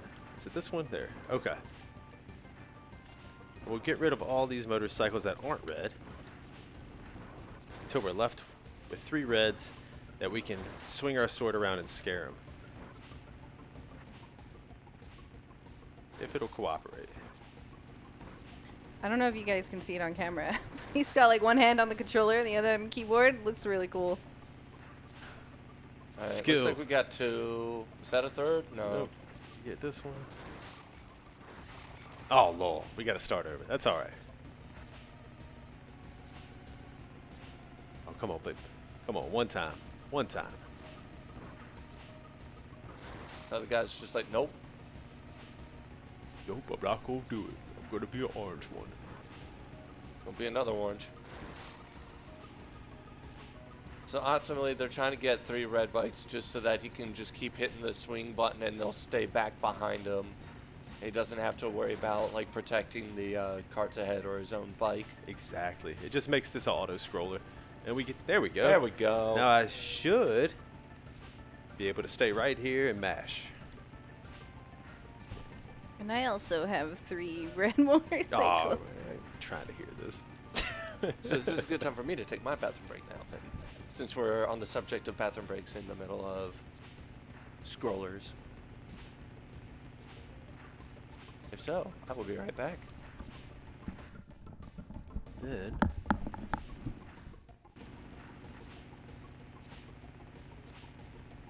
So yeah, we just continue to spam the sword button. Doesn't matter which direction, as long as you're in the middle, you can prevent them from moving forward.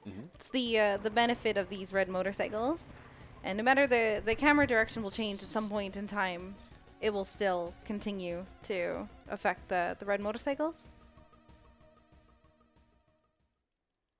now once we get into Motorball, there's a very specific line of actions I gotta choose, and then we just repeat it. If everything goes well, it's a pretty smooth fight. It's a robot, so that it's going to be weak to Bolt. So we're going to line Cloud up with Bolt, Barret and Tifa with grenades. And then we cross our fingers and hope.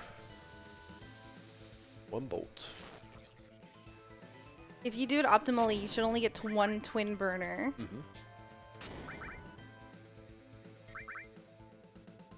And we count the bolts. As soon as we queue up Cloud's 5th bolt, we hesitate briefly.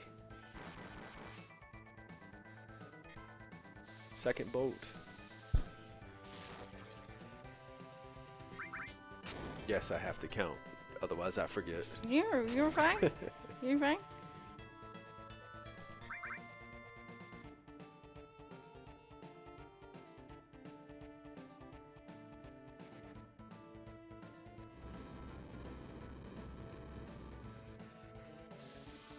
Three bolts.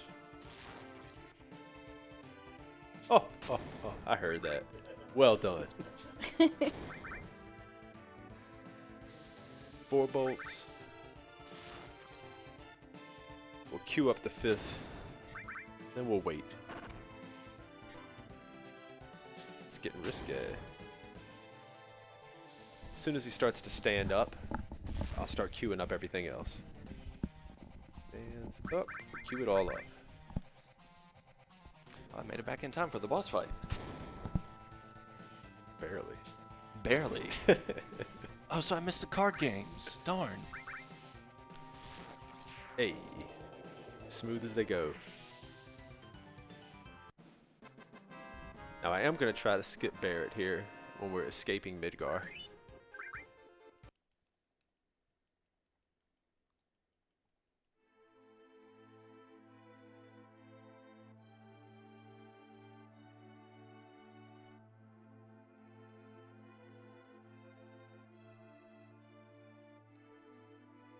So now we're at the point where it's saying, okay, Sephiroth is alive. We got to go take care of him and save the planet, because why not? So we got to leave Midgard to do so. And we're right at the edge of the city right now, as we can see the gloriousness that is the rest of the world in the distance. I'm going to try to do something tricky here. Famous last words. I'm going to bonk into Tifa 3 times and run. 1, 2, 3, out. Nice. That was perfect. Yeah. And we're out. And that just saves a little bit of time and helps us get out of Midgar faster. All right, that's how I do that. So now that we're out in the world map, this is where we get to start breaking the game. Yes. So the first things first. We got to get to Calm. And once I get to Calm, I'm going to save right outside here. We're going to save in slot 2. Then we'll enter Calm and go through everybody's favorite cutscenes, where we get to see Sephiroth for the first time. I know you're excited. You've heard him talked about this whole time.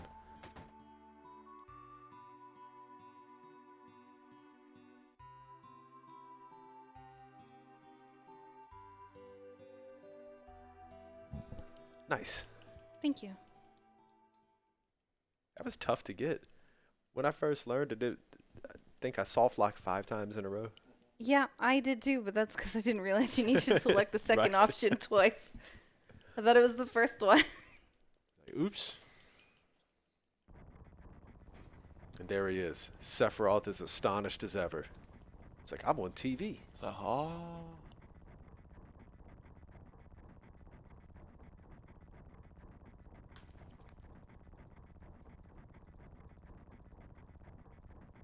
And this is just a flashback sequence. Cloud is flashing back to when he was in the military, and he and Sephiroth were assigned to the same squad to go over to Cloud's hometown. Cloud's so excited that he's like doing squats in the car, which like, why would you do squats in a moving car? Oh, yeah. It's like a recipe to get knocked on your butt. Can't contain himself.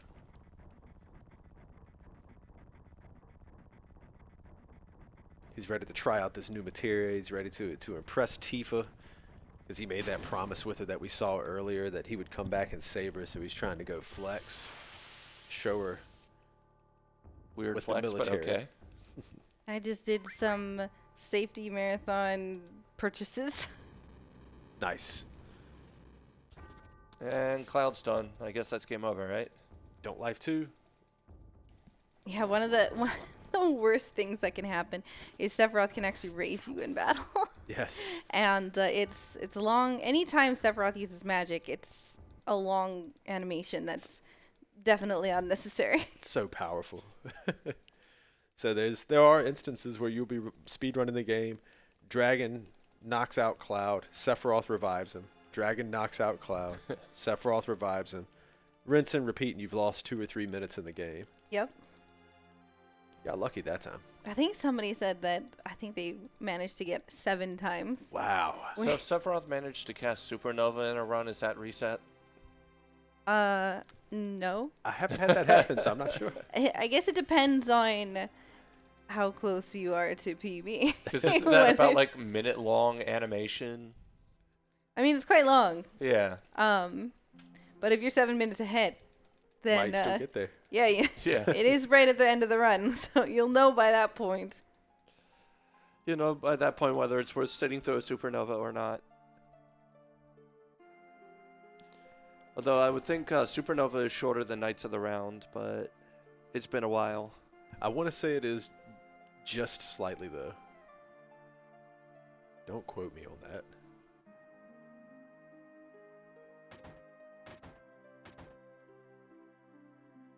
Right, so we're going to go talk to Sephiroth here. No. Got life dude? I Oh, most certainly no. did. Yep. He didn't want to leave a comrade down, that's all.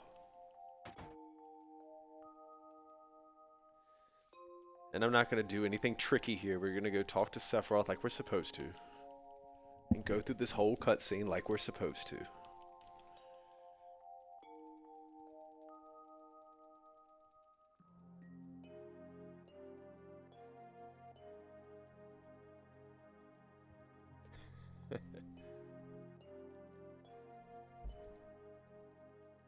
But before we go, gentleman here wants to take a picture with us, so we're going to pose for the camera. Gotta get a selfie.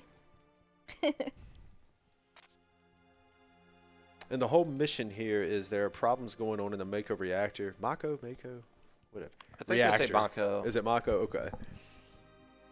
It's not a Mako shark. But Mako anyways. eyes. So, problems at the Mako reactor here. Tifa's going to lead us through the Nibelheim Mountains, Sephiroth, Cloud, and the rest of the troop to go to the reactor to fix whatever the problem is. Still all in the flashback. Which, like, apparently soldiers are mechanics now, or... Like, you Good would think point. if there's a problem with the reactor, you would want to send a mechanic, not, like, We're just Yeah. going to inspect. superhuman Right, yeah. weapons, yeah. I don't think we're actually here to fix it. I think we're just here to inspect to see what's wrong. And because it's, dangerous territory, gotta make sure you send in people who are qualified. Yeah, like busting bridges. Exactly.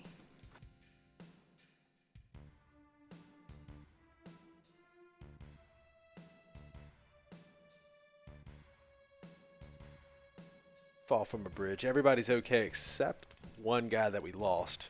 We're not going to worry about him. It's like, okay. He'll figure it out. He'll make his way back eventually. Yeah. I don't get paid overtime.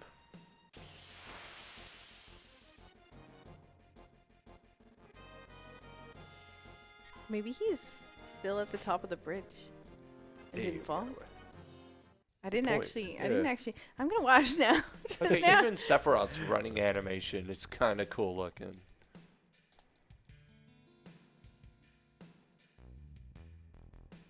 I remember when I first played this game, I was a little bit irritated that it didn't let you play as Sephiroth. It just had him as a character in your party that controlled itself. Because I wanted to go through each of the different...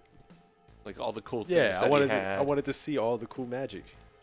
I know you got Imagine- Also, honestly, that would make the speedrun a little bit faster too, because then you can make him not cast life too. Imagine Supernova. Oh, being just able having to- Supernova yeah. available mid-game. And then you realize this is the mess that he's going to be trying to cast on you at the end of the game.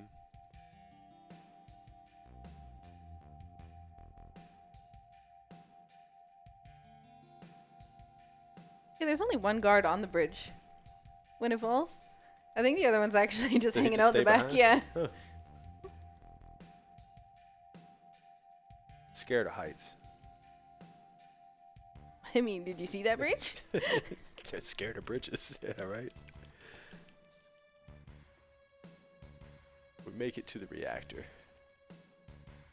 This is the toughest set of stairs to hit on the first try. So inevitably, I'm going to miss it 3 times here. 1. Now we got it on the second try. There you go. Oh no, not a battle with Sephiroth in it. Don't cast Uh-oh. anything. Oh no, he's got a good ATB guy. Ice 3. Chill out. Bop. So gotta have the ultra fancy magic cast.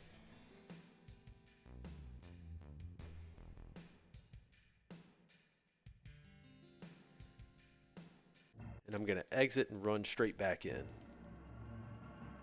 Oh, whoops. There we go. And that's just so it clears out Sephiroth, otherwise he'd be walking in front of me and we can't really get around him. This allows us to get through the reactor a bit quicker.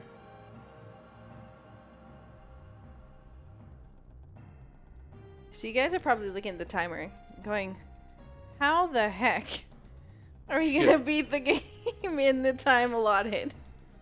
I actually can't see the timer, so I don't know how far we in. We are an hour and 46 minutes in. Yeah, and so our estimate is 3 hours. We just gotta play really quick. You got this. It's easy. Sephiroth takes a peek in there. He's telling Cloud about how Shinra's doing experiments on monsters and people, trying to create soldiers by exposing them to high amounts of radiation and injecting them with stuff. So Cloud looks in there to see this angry guy who's just smiling. It's like, cheese. We're just like, yee. And you're like, whoa. He looks like he's having a good time to me. I mean, maybe. I don't know. It's a spa day. Just Mako Spa.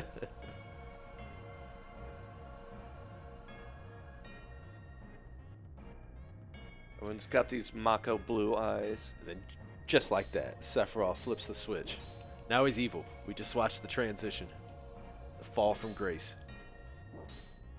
He realizes that he could be one of these monsters.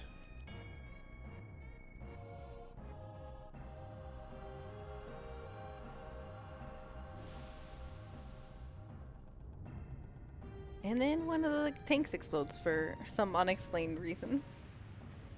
Well, you know, he forgot to Sephiroth put a just quarter got in. mad and, like, hit this guy. I don't think that guy's living, though. Or maybe? I don't know. Nah, I think he's dead, Jim. Am I human?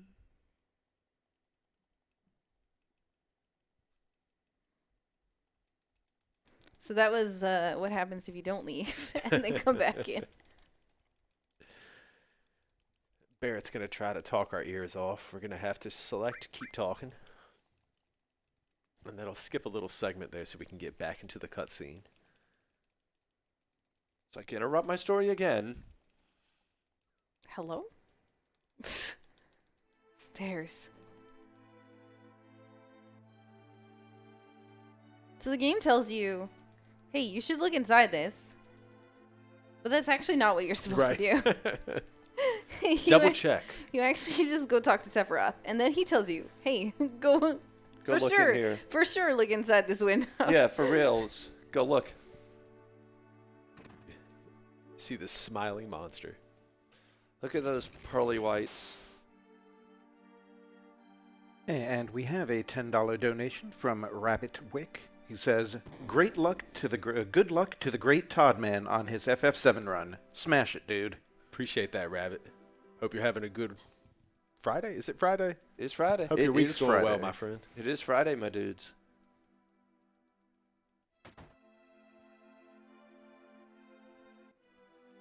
Now Sephiroth's talking about all of the findings he's been finding. I didn't use that right. All of his findings from reading these journals in the basement of the Shinra mansion, from Hojo and other scientists, finding out about his origin. He's thinking he's a product of alien mixed with radiation, mixed with people. It gets a little complicated. I'll spare you the details. He's basically like Albert Wesker going, "Are you saying I was manufactured?"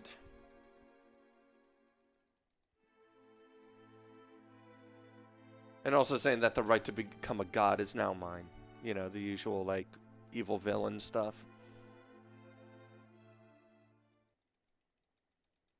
Poor guy. Seemed pretty cool before then. Then this happens. It's that eerie music that, something's about to go down here. So we're just going to go back exactly the way we came. Go back to the room where Sephiroth was. Because we had to take a nap. Come on. I mean, he was up all night. I'm telling you. Read, read, read. I don't think I could read that long in a day. I mean, some books are so interesting that I can definitely read that long I in a mean, day. let me tell you about 1984. It was a messed up book, but I could not put it down. But even I couldn't read that long. He's going off yelling at us now, Calls us a traitor. saying that humans are the reason that everybody's suffering, and that he's the next step up in the evolution of humans, and that he intends to take over the world, so on and so forth. Take over the world. I think he just wants to Destroy destroy it. it. Yeah. No, he wants to use it as a vessel to transport himself throughout the cosmos, I believe was the wording. I don't know. how By he's gonna do dropping a that. meteor on it.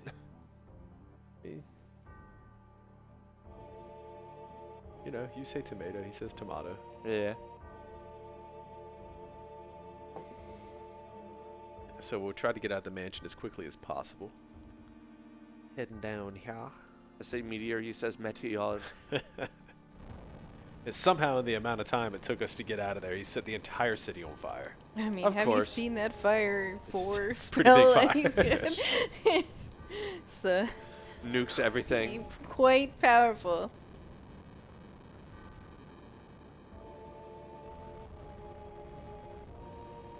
Only we had learned water for. I know, right?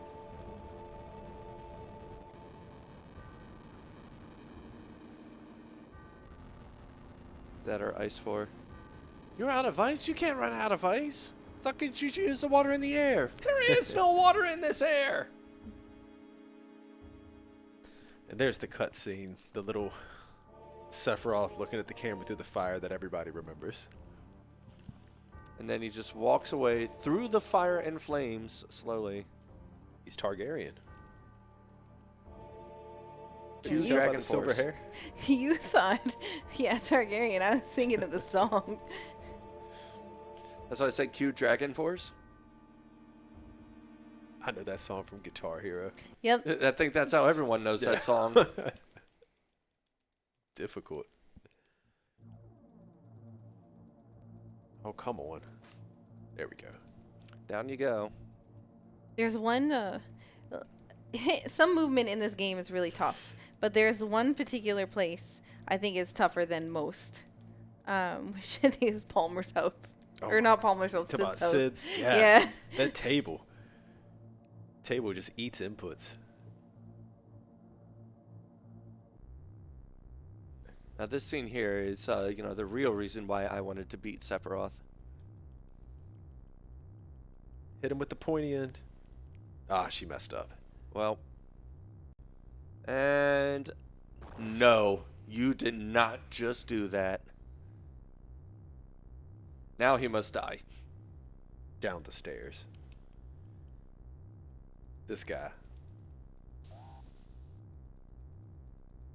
So we'll talk to Tifa. Now we're in her knight in shining armor. We saved the day. Kinda. Kind of. Although considering she's somehow still alive, either she's tougher than everyone thinks, or that was not a very deep cut.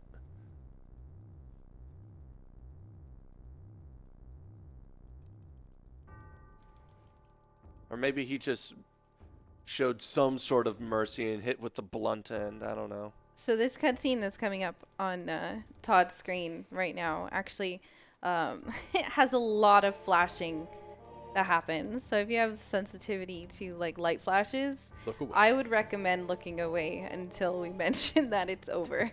Good call. Because it is blue and white lights, and so yeah, definitely want to mention that. But those worthless creatures, are stealing the planet from Mother. But now I'm here with you. So don't worry. They should have cast me for the remake. I wanted to do that voice acting job. What is It messed Cloud up. doing? Beats me. Also, can anybody tell me what's the deal with that giant metal angel in front of Genova? That he Yeah, just that's what I was wondering too. Maybe a mechanic comes in just doesn't see Right. the Like, Genova why? just hanging out in the back there. hide the alien behind it. He'll never look.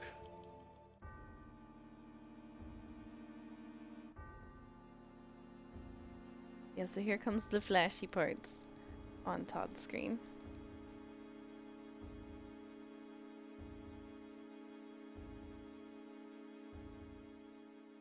So Sephiroth has now discovered that he was created in a test tube, more or less, by several splicing experiments, etc., and that's why he's stronger than everybody. So now he thinks he's the owner of the world, and there you go. Antagonist developed. Now we have to kill him. In the fastest way possible. Mm-hmm. Oops. That wasn't the right option.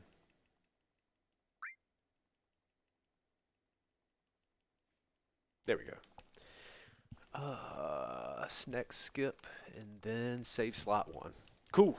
We get to skip snakes now. This one is kind of notorious.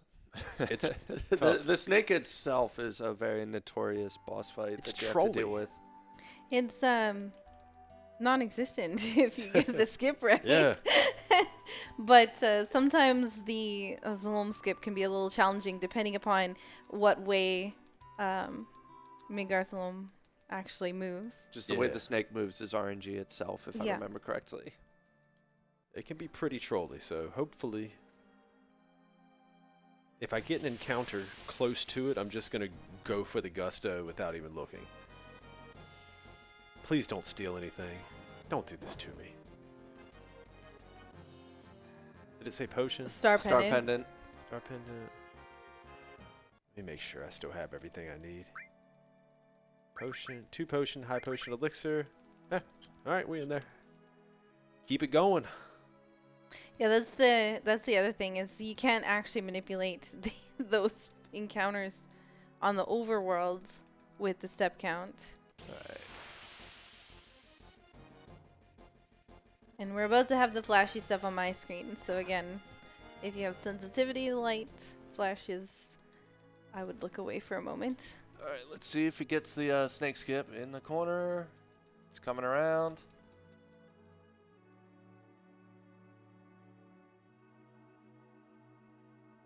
And looks like we're good. He got it. I wasn't nervous. I know it might have looked like it. Good lord. I forgot my controller was mixed up. Now isn't Almost that the went the wrong same? way. Isn't that the same snake? The one that we just saw? Yeah, Maybe. Not it anymore. looks like it.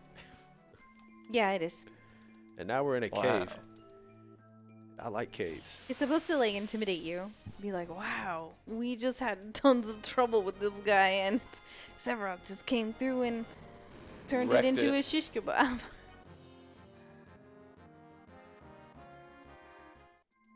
Cue the cool music. Oh, it's Mr. Rude again.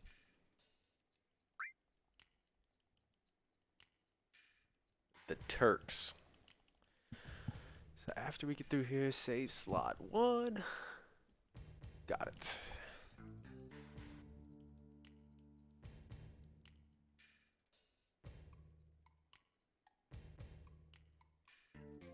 And then we have the new recruit to the Turks. Elena, right? Yep. It's sad that I'm still learning the names.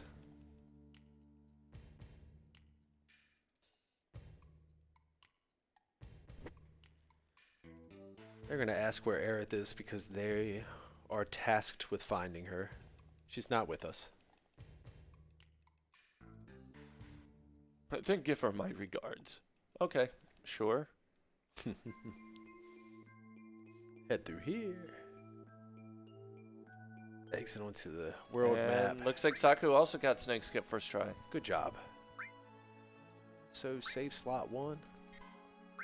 So I tried to menu there to avoid the cutscene, but I menued a little bit too early. Try to line that back up for y'all. You're good.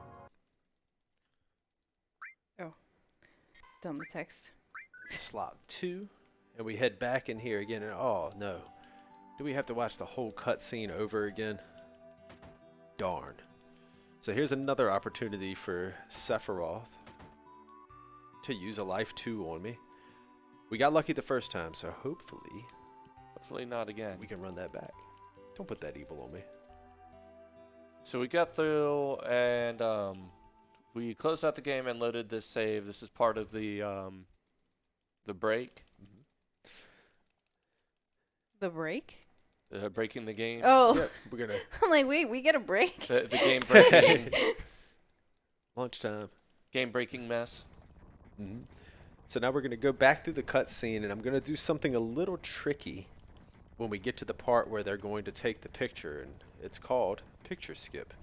I'm gonna skip through that part. That way, Cloud will be the only person in my party. We won't have Sephiroth anymore, and I'm gonna take an intentional death there, and then the fun stuff starts. Yeah, it actually uses the same kind of mechanics that I used in the bar skip earlier, where if you have 2 text boxes open on the screen at the same time, you're able to actually move around when in places that it would generally lock you in place. And it's traditionally not a terribly difficult trick. However, I have been having trouble with it the past week or two for whatever reason. Well, mine moved to a completely new spot. I see you looking over there trying to line I'm it trying, I'm trying. That Yeah, nice, Cloud. That nice 14 Y'all from saw Cloud. that? I'm Cloud and I helped. Hopefully it's mostly lined up.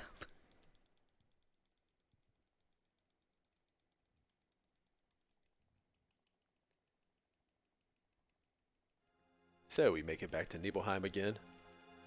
You might be thinking deja vu right now. Kinda looks familiar.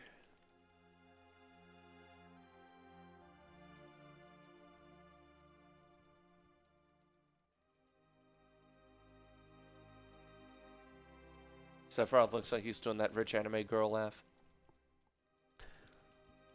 Don't imitate it. I knew which one you talked about. I'm not going to try to do it though. I'm yeah, not. no. It's just the way the animation looks. It looks like it's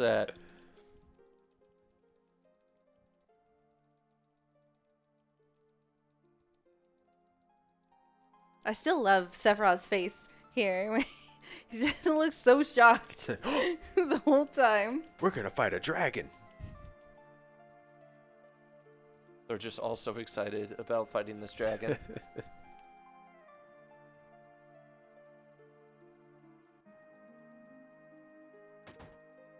Try to head in here. We're going to go talk to Sephiroth right away. Let her know how sleepy we are. It's bedtime. Alright, let's try to line this up. So what I want to do is I want to trigger Sephiroth to tell me to come back. At the same time, I confirm and talk to the gentleman over there in the white shirt. So let's see.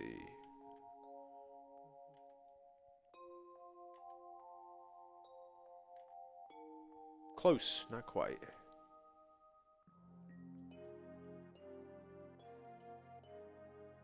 We'll get it, we'll get it. No life too. Look at that. Lucky, lucky. That's between the two of us. We got one. Oh, sorry. I have a mouse on this screen, so I think somebody. Hey, there we go. Oh, wow. See how that looks weird? That looks very weird. That's how you know it worked. So now they're going to say, take a picture. I say, nah, we're going to go. And Sephiroth says, and we just run past that. And there we go. We snuck past. There we go.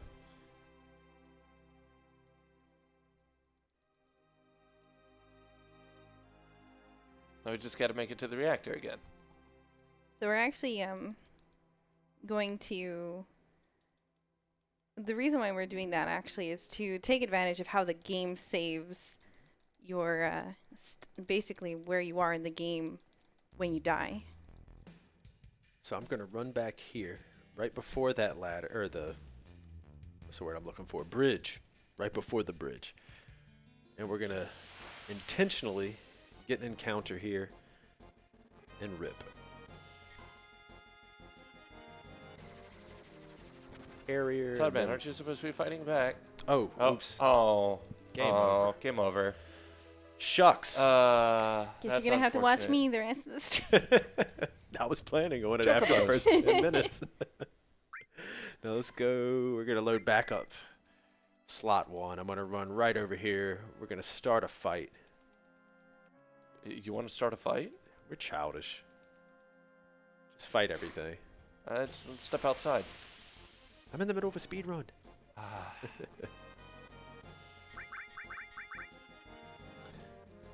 He's gonna. It's Big Bird.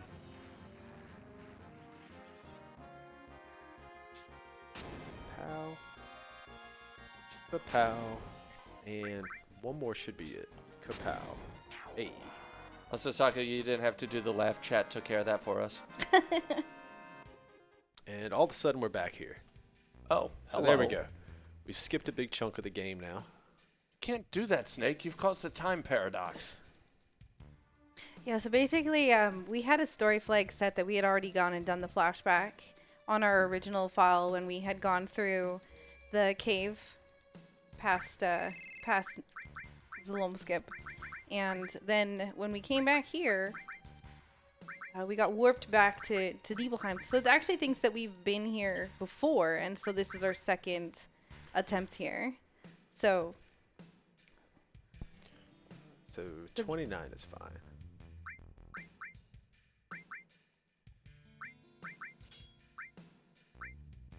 And I'm going to make sure everything is set up just right because there are really specific things I have to be doing right now. Tranquilizer. Everybody.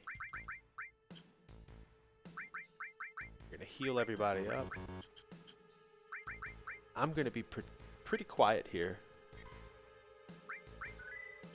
while I do this fight, so y'all bear with me. 'Cause this is a tough fight. The Run Ender.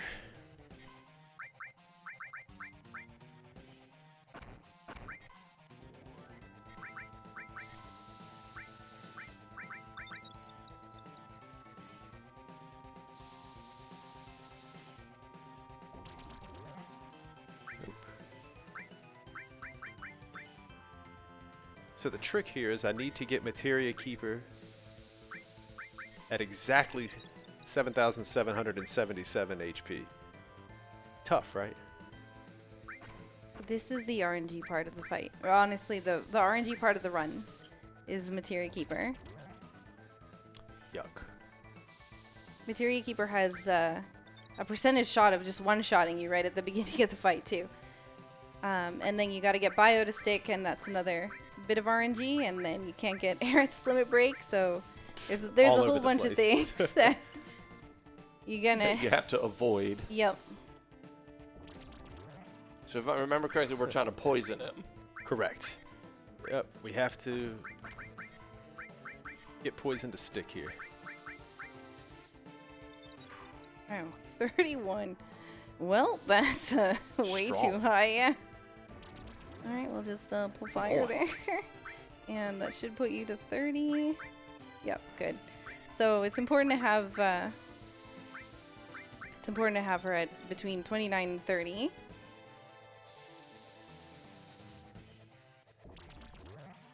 Hey, there we Elixir. go.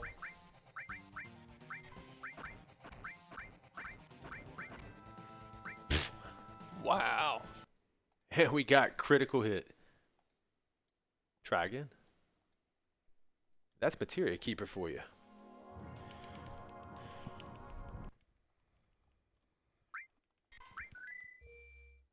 You just keep rinsing and repeating this until eventually it works out in your favor.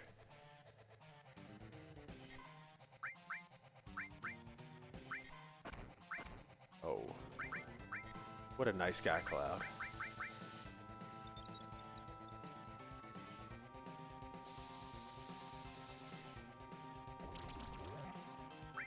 Wow.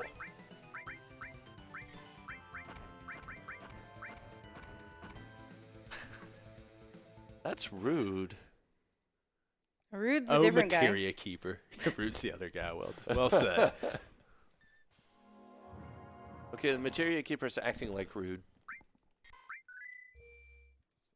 Not very polite at all.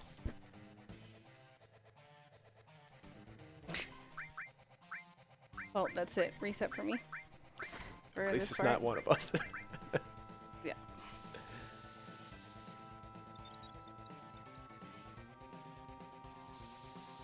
Come on, stick. Nope.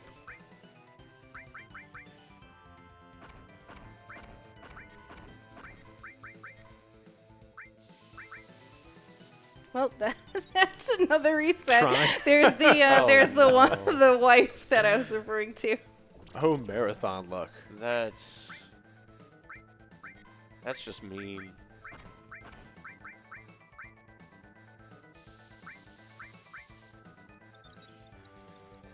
The marathon luck is real. Bio sticks. Oof. It's a bad ATB gauge.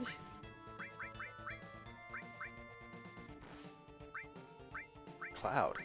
Taking them all for the team.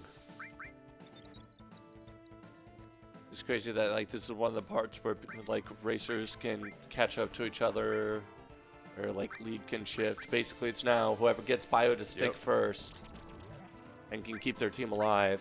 Looks like they both got it.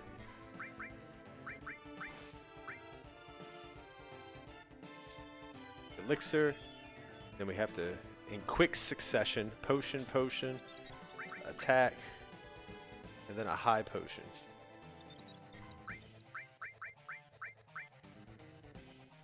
Oh, come on. Whiff, please. All right. And that's how Materia Keeper fight goes. And looks like Saku has defeated the Materia Keeper. Well done. So I pick up this materia here, and then I immediately save because there's a chance that you can get into a pincer battle outside, and that's no fun. So we are just going to save there. We'll use the counter materia later. But yeah, now we're gonna head over to Rocket Town. I don't know why they named it that. It's such an odd name for It is strange. yeah.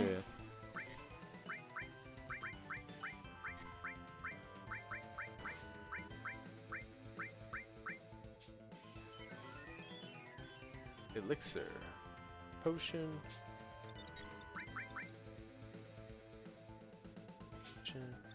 Now while we're outside, we're going to call in Barrett. I did get an extra trank from the from the what are they even called? The guys in the Shinra Tower. Nice. Man, took long enough. Thank you. Coming for you now. For me, I'm just apparently standing still, trying to make sure that my screen is actually on the right. I can't tell because it's so far away. I think you're good. Okay, good. I think it's like sorry. slightly Oh, to you're the right.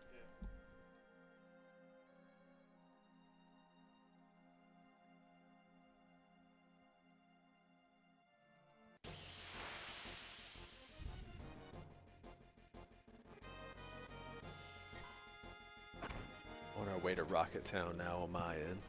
We'll get there. Before I do anything, I'm just gonna use a tent and a few other things, just so that I don't die.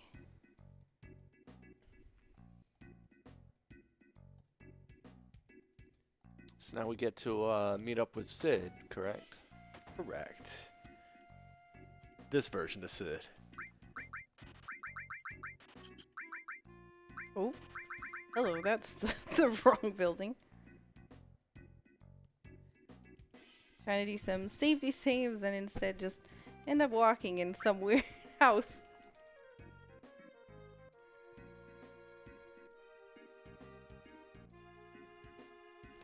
I need to go switch out for Barrett.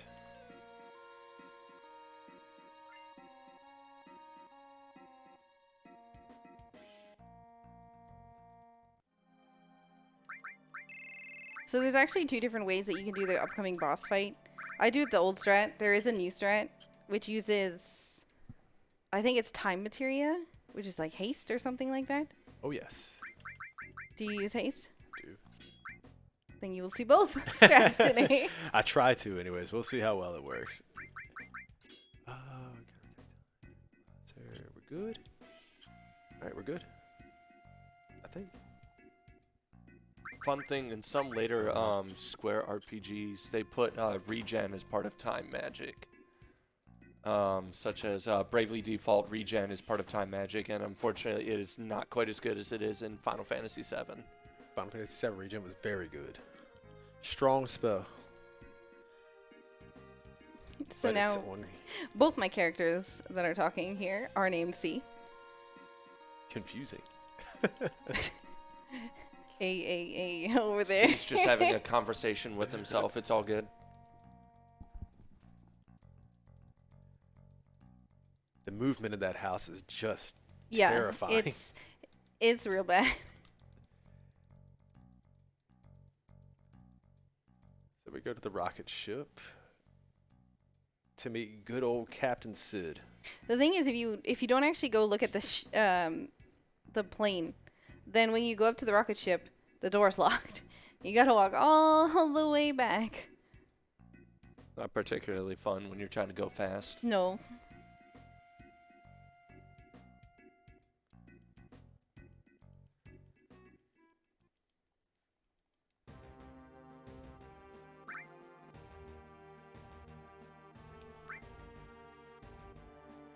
Good luck on Palmer. Oh, I got a bit to go still. Oh, okay. Palmer makes me a little nervous.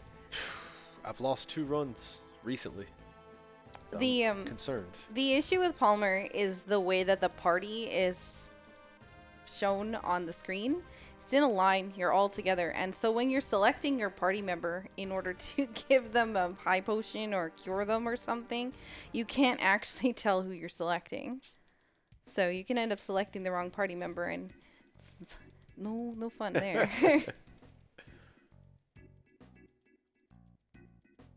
Also, But not a worth noting, spot you want to end up being. So another flashback.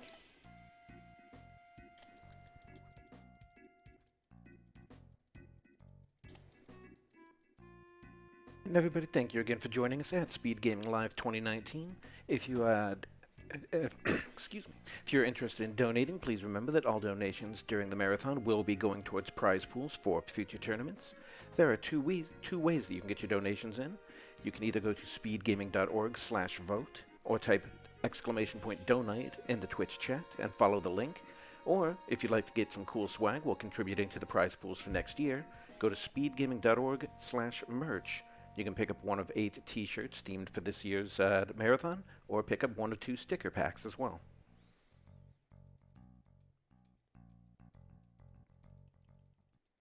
So you're going to spam through the text here, and then once the countdown starts on the screen, you can just kind of put the controller down for 30 seconds.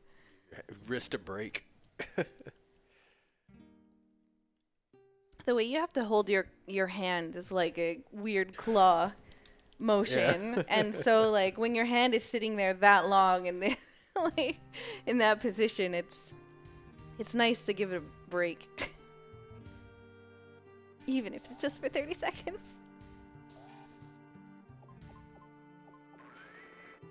And Sid was supposed to be the first man in space. Because of Shara, Neil Armstrong beat him there. No, actually it wasn't Neil Armstrong, was it? I thought you First said man on that, the moon. but I thought you said that that it, because of the Texas sign that it was based in America. So True. so technically, yeah, probably.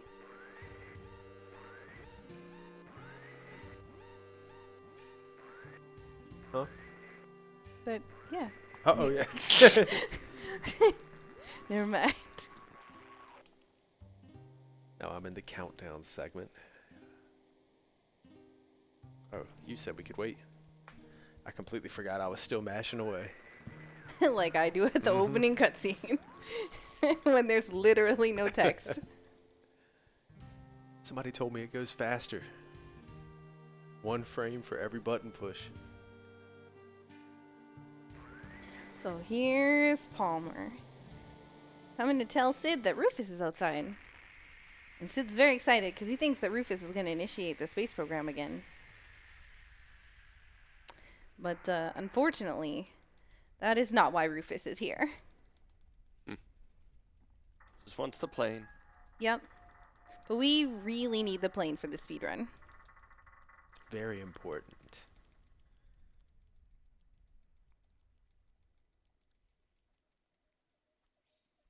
So what we need to do is have Red use Bio, very similar to Materia Keeper, to poison Palmer, and we're just going to let Poison do all the work for us. Optimally, of course. See how Saku's Palmer goes. Look at him doing this little dance. Like, he's so confident in himself.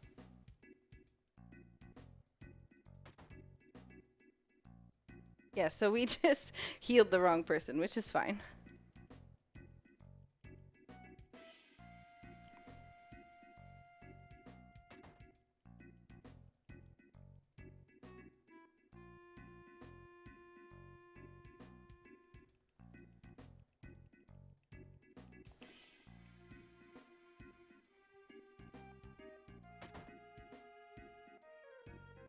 So now that Palmer has bio, I'm just going to let the biotics basically, I would say kill him, but it's not exactly how it works. Well done. Okay. Now, TheGreatToddMan's coming up on Palmer. Okay, look at this dance that he's doing. Like, what? Is that Barrett? Yeah. And I'm not attacking with anybody else because I basically just want the biotics to go. I don't have any more grenades because I used a few extra, so there's nothing bonus I can have here. And ideally, I'd like to have both Red 13 and Barrett fainted so that I can get the full power of my Yoshi weapon.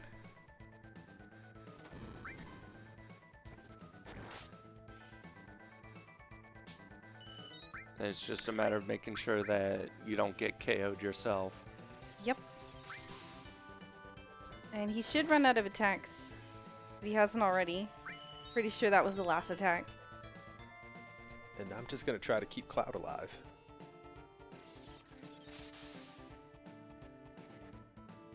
One more hit on Barrett. Please. So the reason why we swapped out the weapon was because it's better when you have 2 fainted party members, and I think it does like 500 damage, which is really good in comparison to the 30-something you were doing before. Right. I forgot about that little part. He tries to get away, just gets hit. That was the fact that Palmer does not, in fact, die that I was referring to. So now we got the plane. That's what he gets for being so sure of himself and, you know, blowing raspberries at you. I'm just very curious. Like, I see the fence here. I'm just wondering where the truck came from. I get maybe the plane landed in the fenced area because of the propellers or something, so it didn't need to land weird. But I mean, I'll never understand the truck being in there. It does act a little bit more like a helicopter than anything, so. Well, for us, it's gonna act like a boat. All right. That's a stressful fight for me. Palmer's wrecked so many of my runs. Palmer, So I'm glad Palmer to be is done real with that. tough. Yeah, this is kind of now it's a lot of RNG stuff coming up. As it should be. Let RNG decide.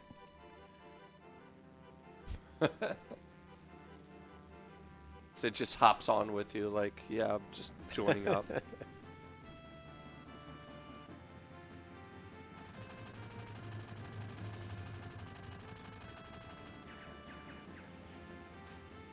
We're gonna spam through some more text here, and Sid's gonna join our group.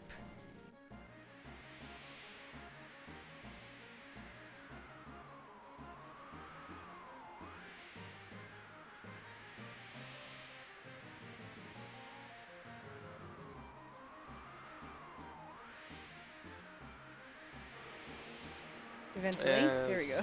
Gonna sploosh. Splash. All right, so now we have our boat. How convenient that it happened to break that way. Exactly. So we need to take this tiny Bronco all the way up to where to where we started, pretty much. So it's right outside of Midgar, right? Yep.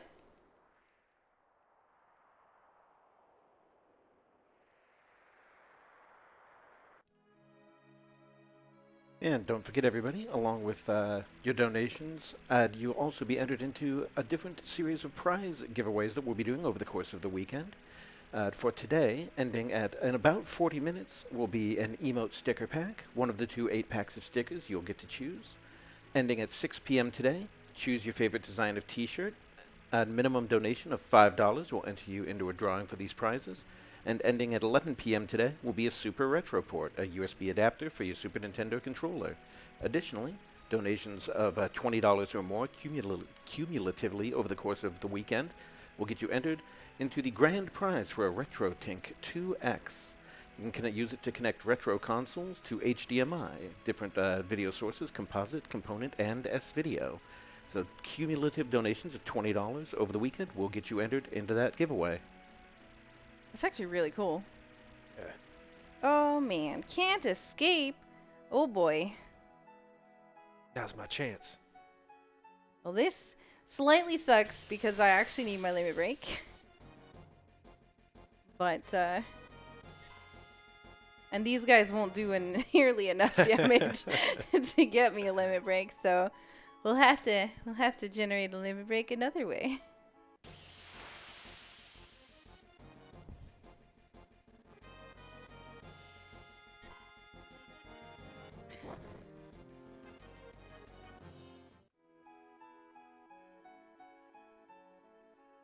Heading that way too.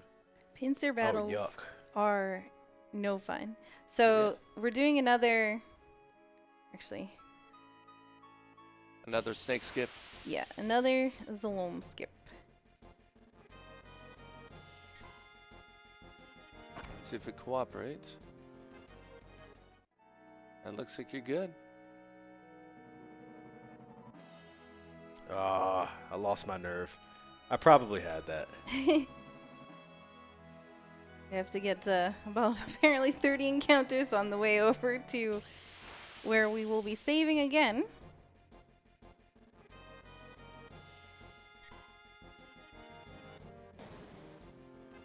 It's a long animation. There we go.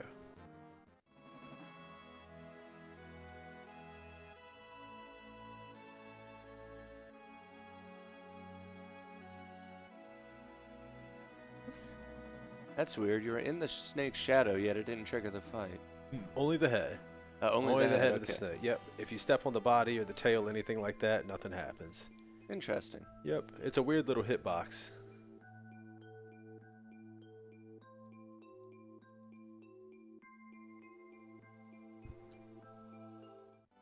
All right. So you may notice that we are back at Shinra headquarters. Again. Yep. Interesting. Which, basically what we're trying to do is flag or make the game think that we're before we have gone to Nibelheim. So we want to set the story flag that we're just going to leave Midgar. And we need to do some tricky shenanigans to get that to work. The good news is we get to see the sweet motorcycle cutscene again. Hey. We'll have a second chance to play card games on motorcycles. Exactly.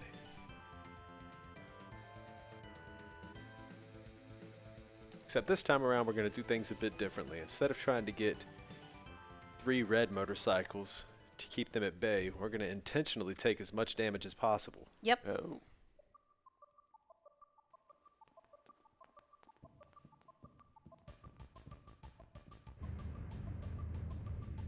Just love these walk animations in the cutscenes.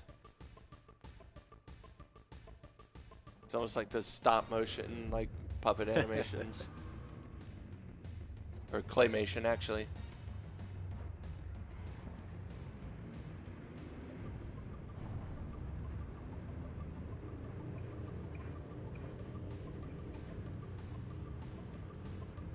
Okay, so I'm gonna move the car over to the side here because I need them to actually be hitting the left side of the car here. So I kind of want to just make sure that they're pushing the car into the wall and not pushing it away from the wall. So I'll kind of prevent them from moving ahead of the car because that's the way that it will basically kind of push them out of the wall. And I need Tifa and Barrett specifically to take as much damage as possible.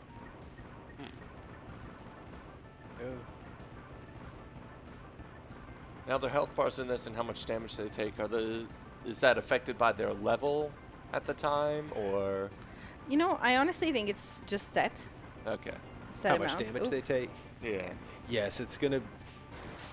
I can't remember how it's actually done. I do know it's not, to the best of my knowledge, affected by their level other than where their max HP is. It's a percentage per hit or something along those lines.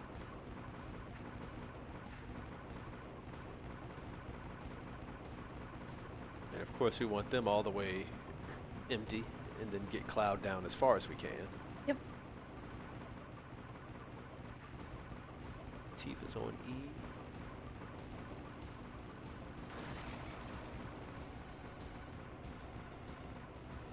I was lucky enough to have an orange motorcycle that's just going to stick right to Barrett. Lucky me. Yeah, orange is nice. Everything else is kind of not. Everything else wants to play bashful. I don't know, should I hit it? Meanwhile, the orange one just goes right for the truck. My favorite is when you get them all the way to 0 and then and then when Motorball comes, it misses. Right. And you're stuck with 1 HP and an extra turn. Yeah, I've I got love it. Barrett has a lot of HP still. At least we still got our grenades at this part. Yep.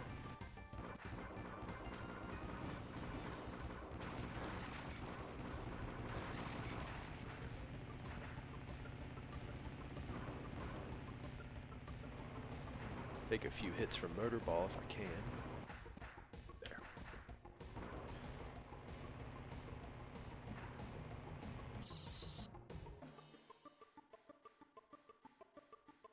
Here comes the big boy.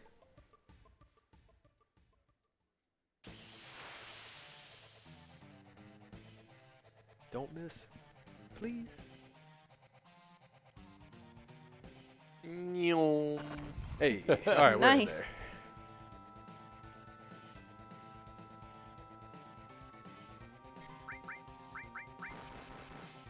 Wait, what? Thought I targeted myself. Apparently not.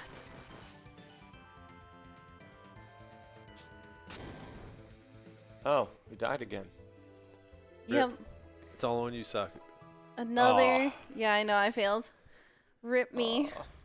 All right, here's what the game has actually decided. Who gets Yuffie first?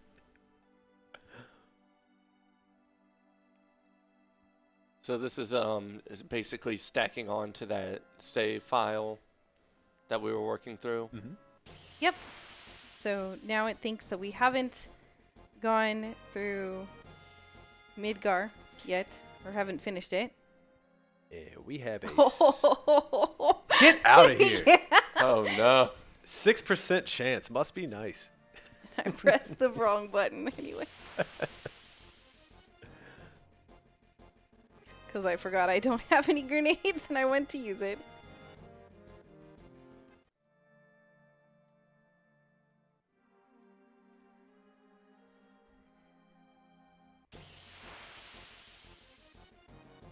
All right, so yeah, it. now we're back. Now we're back here. Oh, well then.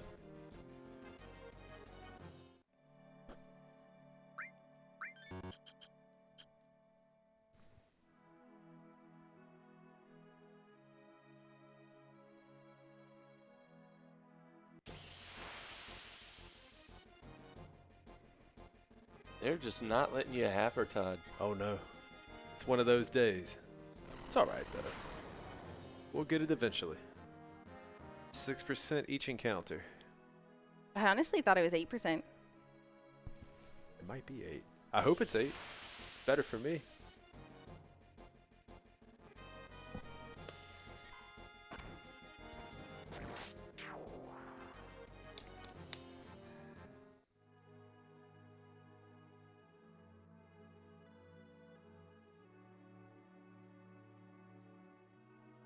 Ooh. I don't think that's enough to keep. Okay, yeah.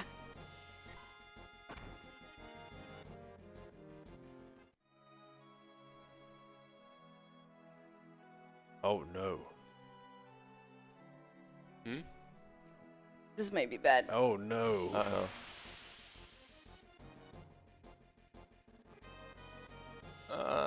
Ooh. There it is. Found Oh the my skin of god. your teeth. That was close. Gotta keep you on the edge of your seats.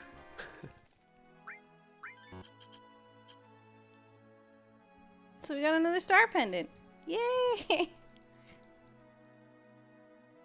So we're back here again. Now we need to leave. Again. Again. But it's important that we don't actually heal up Red 13 or Barrett. So we're going to have to do that skip that we did earlier where we kind of bonk against Tifa and then run to the bottom corner and hope that we get it first try. Because it's easier to set up the first time. Afterwards, the backups are not as reliable.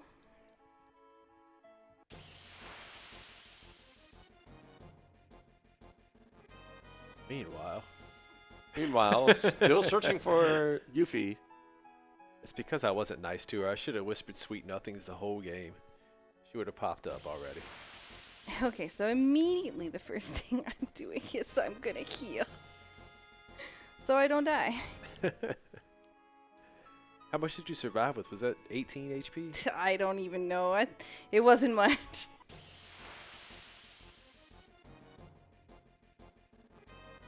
Now, if I remember correctly, when you get the Yuffie fight, doesn't the music change for the battle? The camera, Right. how you tell it's what it camera. is whether the camera pans differently. There's two of them that are really similar, but yeah, in that particular instance, it's based on the camera. Like that one. That one's very similar, but Yes. it's not right. Yeah. All right, and we have a $50 donation from SaberRider42, who just says, "Go Saku, go!" Thanks, Saber.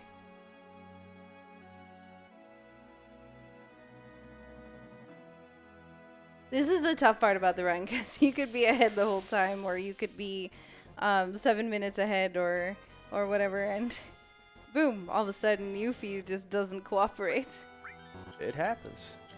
So this is the last part area in the game that you can safety save. So I am going to, in fact, do Safety just save. that. Just gonna go right for it. Because there is, in fact, a encounter that I can get later that will one-shot me. So right now, we're actually triggering the flashback. So you'll see some text from Sephiroth come up on the screen, talking about basically when the caves, or I guess when the bridge collapsed. Even though he's not there. Yep. So right now the game thinks that we are actually supposed to get no experience and no items because we are in flashback. So we shouldn't actually be out here. And because of that, it's gonna do weird things when we win a battle. So I'm looking for a particular field encounter. Looking for one flap beak and 3 Spencers, which is kind of like a bird-like creature, and 3 little weird fish things on the ground. And that particular group has a enemy ID that matches a particular room that I need, a particular room ID that I need to get to. So I want to warp myself there, and this is how I'm going to do it. So these enemies here, there was some with cards floating around them. Those are the dangerous ones. If they happen to pull a Joker on you, that's actually they cast death. And It's basically instant game over, and you got to reload the safety save. Right. Hey, exactly. Todd finally got Yuffie. Nice.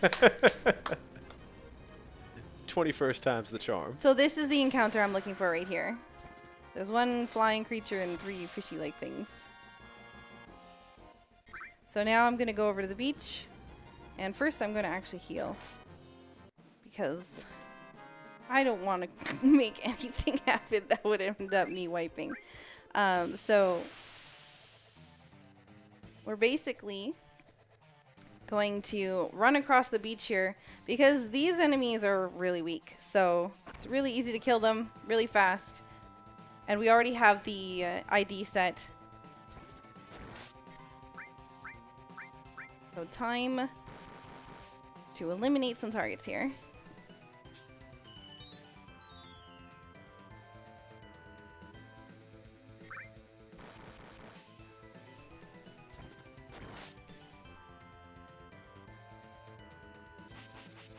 And welcome to the debug room. What happened to your game? Well then.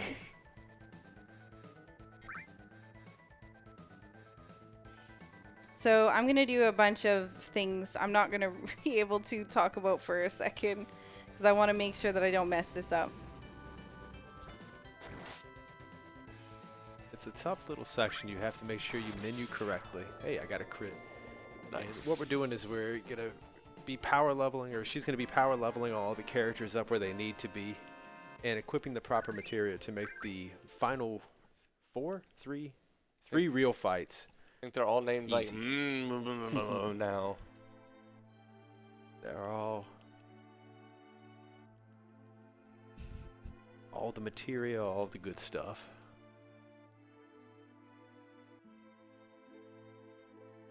Just getting like the best weapons, materia in the game, and all that. Yep, pretty fun much. mess. Yep.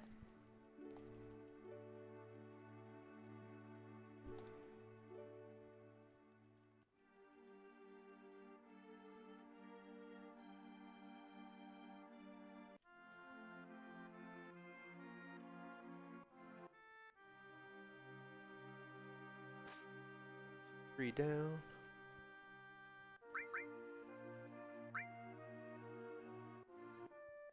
So now, now that I've got everything equipped that I need, I'm going to fight some triangles. Oh, Illuminati.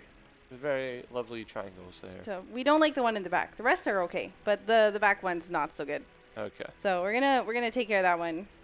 And Get then just- a whole lot of gil and a whole lot of experience. So we are mass leveling right now. we got Cloud doing this weird thing in the middle of the screen there.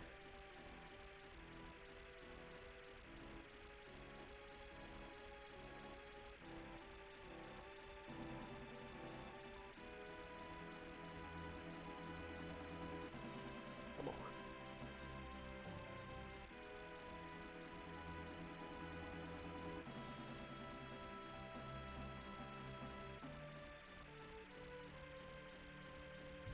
So as long as I did everything correctly, this should be the final battle.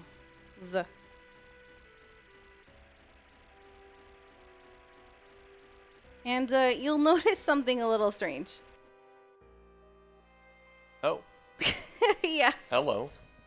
So we found out that Sephiroth has just been hanging out at the In the in the blowing up reactor. reactor. Yeah, the Whole whole time. The whole time. Oh, hello. This is Genova. Yep. Correct. That monster we saw in the reactor Yep. and in the, what is it, Shinra headquarters. Let's just keep slapping them for quad 9s. Yep. Multiple times. We need 3 double cuts, and then we need Mug. And the reason why we're using Mug at the end is because it actually removes the death animation from most of these fights, so we don't have to worry about the long cutscene. And boom, guess what? We are now hanging out back in Midgar. Wow. And we also found out that Sephiroth really likes trains. All the trains. All the trains. Oh.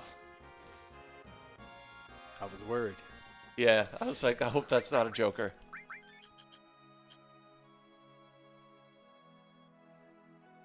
Oh. So one of the options that we actually selected was member Zenin. And what that's going to allow me to do is actually just select only 3 party members for my party instead of having to select 2 different parties. And you'll also notice that there's a particular party member here that we did not lose. Yep. So this is the one category where Aerith gets to live. Yep. Congratulations. Also, we're fighting Sephiroth on a train now. That's We cool. most certainly are. There are lots of trains. So the important thing to remember about this game is all good and bad things happen on trains. Just imagine the whole time that we were looking for Sephiroth, he was just hanging out in the subway. Alright, so Bizarro fight. This particular one, you're going to have to wait a couple seconds. Yep. And it looks like GreatToddMan has made it into the debug room. Unlocked an achievement too. Congrats. Hey. Another one. Hey.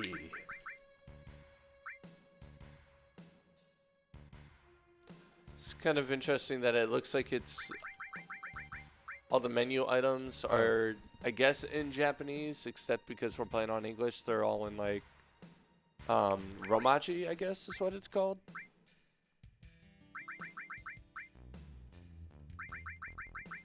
I actually don't know.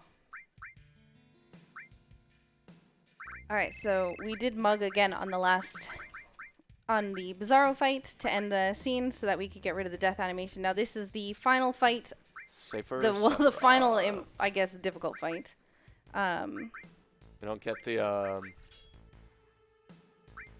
one-winged angel on Saku's side. It's okay, we'll be hearing it very soon.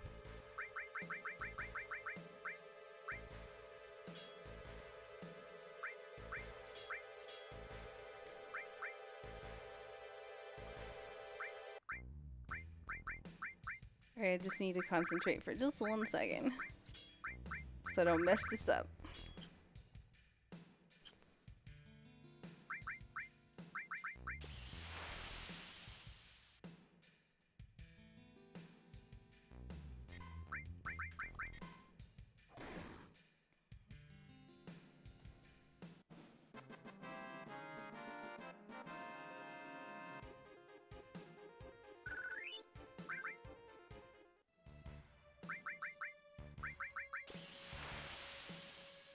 So the reason why all these cutscenes are messed up and weird is because it's actually figuring that we're still on disc 1. We haven't actually swapped to disc 2 or 3 yet.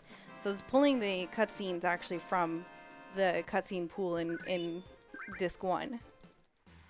And interestingly enough, those cutscenes are actually faster.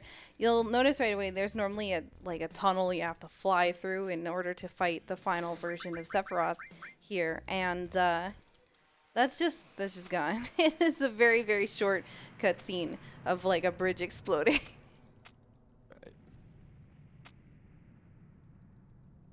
Kaboom. Boom. Done. All right. Yeah. Now we're fighting Sephiroth. It's the final battle.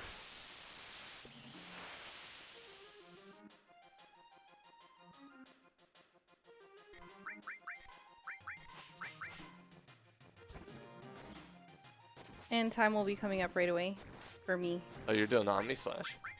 Of course. Swag. Boom, boom, boom. Get wrecked. And time. All right, so you finished 2 hours, 50 minutes, 44 seconds. Well done. I think that's better than my recorded run on next Speedrun's live. And I made so many bad mistakes.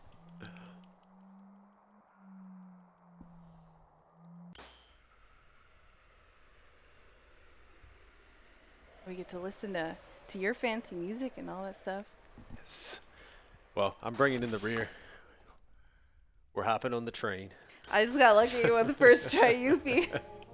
Gosh, that's That's the thing. Is like it wasn't even just that. Like the first try Yuffie is tough, but man, I didn't even get it the first 10 tries. yeah. Well That's done. the later part of the speedrun is mostly RNG stuff. Good. So like y'all saw with Saku, we're going to be going in and trying to do the same exact strats. There's not a whole lot of variance when it comes to the last fights here. They're all as optimal as they can get. We're going to go to Bizarro Sephiroth next. We have to wait until his attack animation starts, use double cut twice, and then mug. And in the debug room, that you've probably seen a lot of menuing, and we didn't really get a chance to explain it. But basically, we added Vincent to our party. It was the first thing that we did because Vincent, his mug is quicker, and so getting him in the party is great. And then selected full menu. That way, we were able to save and a few other menu options that we don't actually generally have in the debug room. And then we gave ourselves all the material in the game and all the equipment that we needed. Prevented us from making multiple parties in this section here that Todd's going through. And then leveled up. Once we were done leveling up, then just started the final battle. Exactly. All And the right. levels also give us enough XP on our materia to level steel to mug. Yep. And the reason why we actually put double cut on the weapons for Barrett and Cloud is because we give them their ultimate weapons, and the ultimate weapons don't actually level up the materia because we do not want them to get quad cut or 4 times cut or whatever it's called. So we don't want those ones leveling up. Just Master Magic and Mug. So I didn't expect my ATB to fill up there. So Sephiroth's getting a extra attack. We get this nice music that we probably, I don't know, will we even get to the lyrics? Maybe. Might on this run.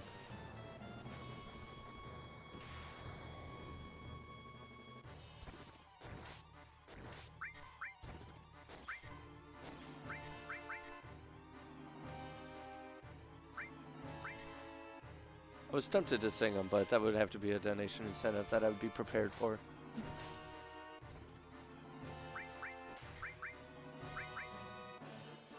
Oh. Well then.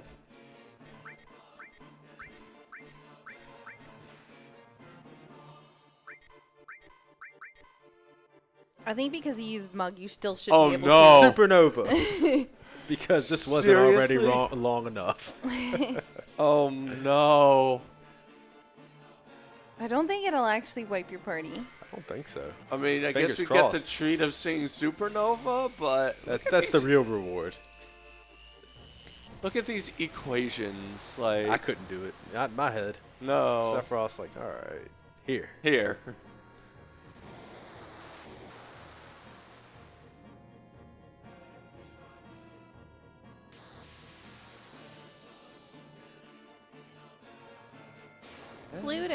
Pluto. Bye. Boom. Saturn. Got a few planets to get through. Yep. So One of these days, I want to sit there in time of which attack animation is longer, Supernovas or Knights of the Rounds. that's actually a really good question that I don't have the answer to. Knights of the Round is pretty long though.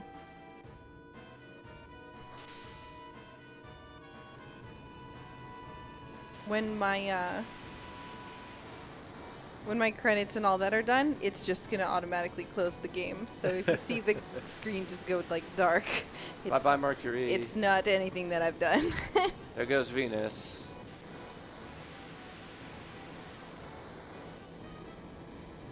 And here we go.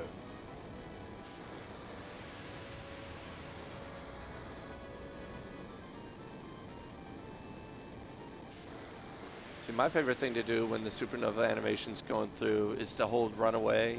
I know you can't escape, but it just is funny looking. Yep. Run away! Did I look concerned? Oh, man. wow. Just go, Oh, he's Vincent. oh, Just do I it. forgot about all the status effects. Supernova does status effects. I forgot about that.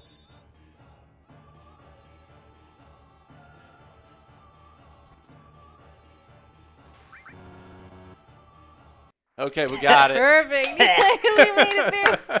Oh man. I wasn't worried at Oh all, man. y'all. I knew what I was doing.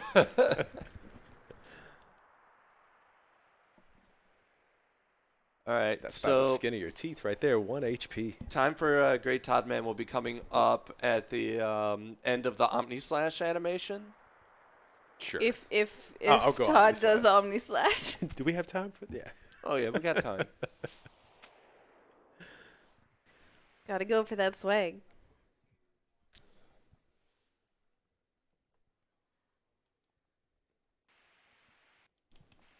I was on the wrong button that whole time.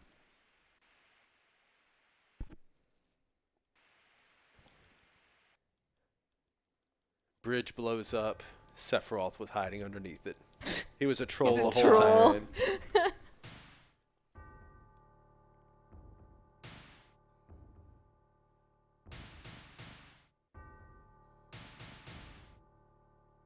It's the final showdown, and we get Omni Slash. This is for the supernova. That's right. Time's coming up, right? And Time. 2:58:21. Sub Well 3. played. I'll take it.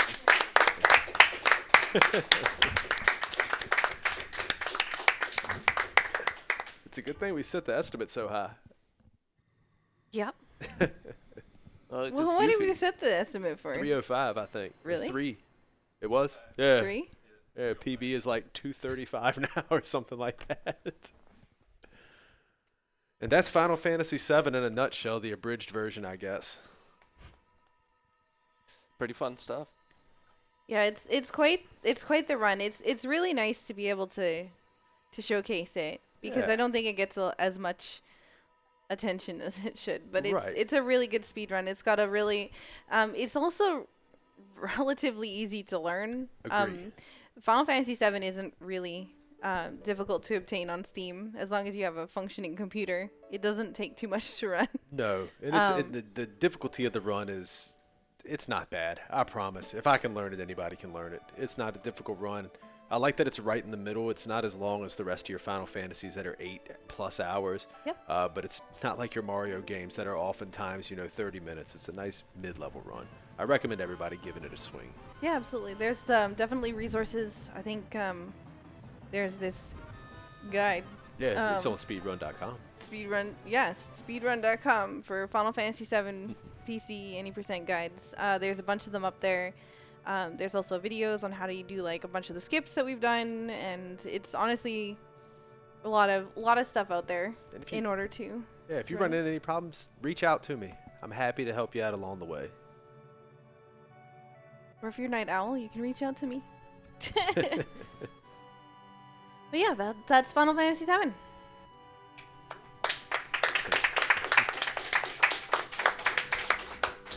And thanks for having me on, everybody. Thank you. Appreciate that.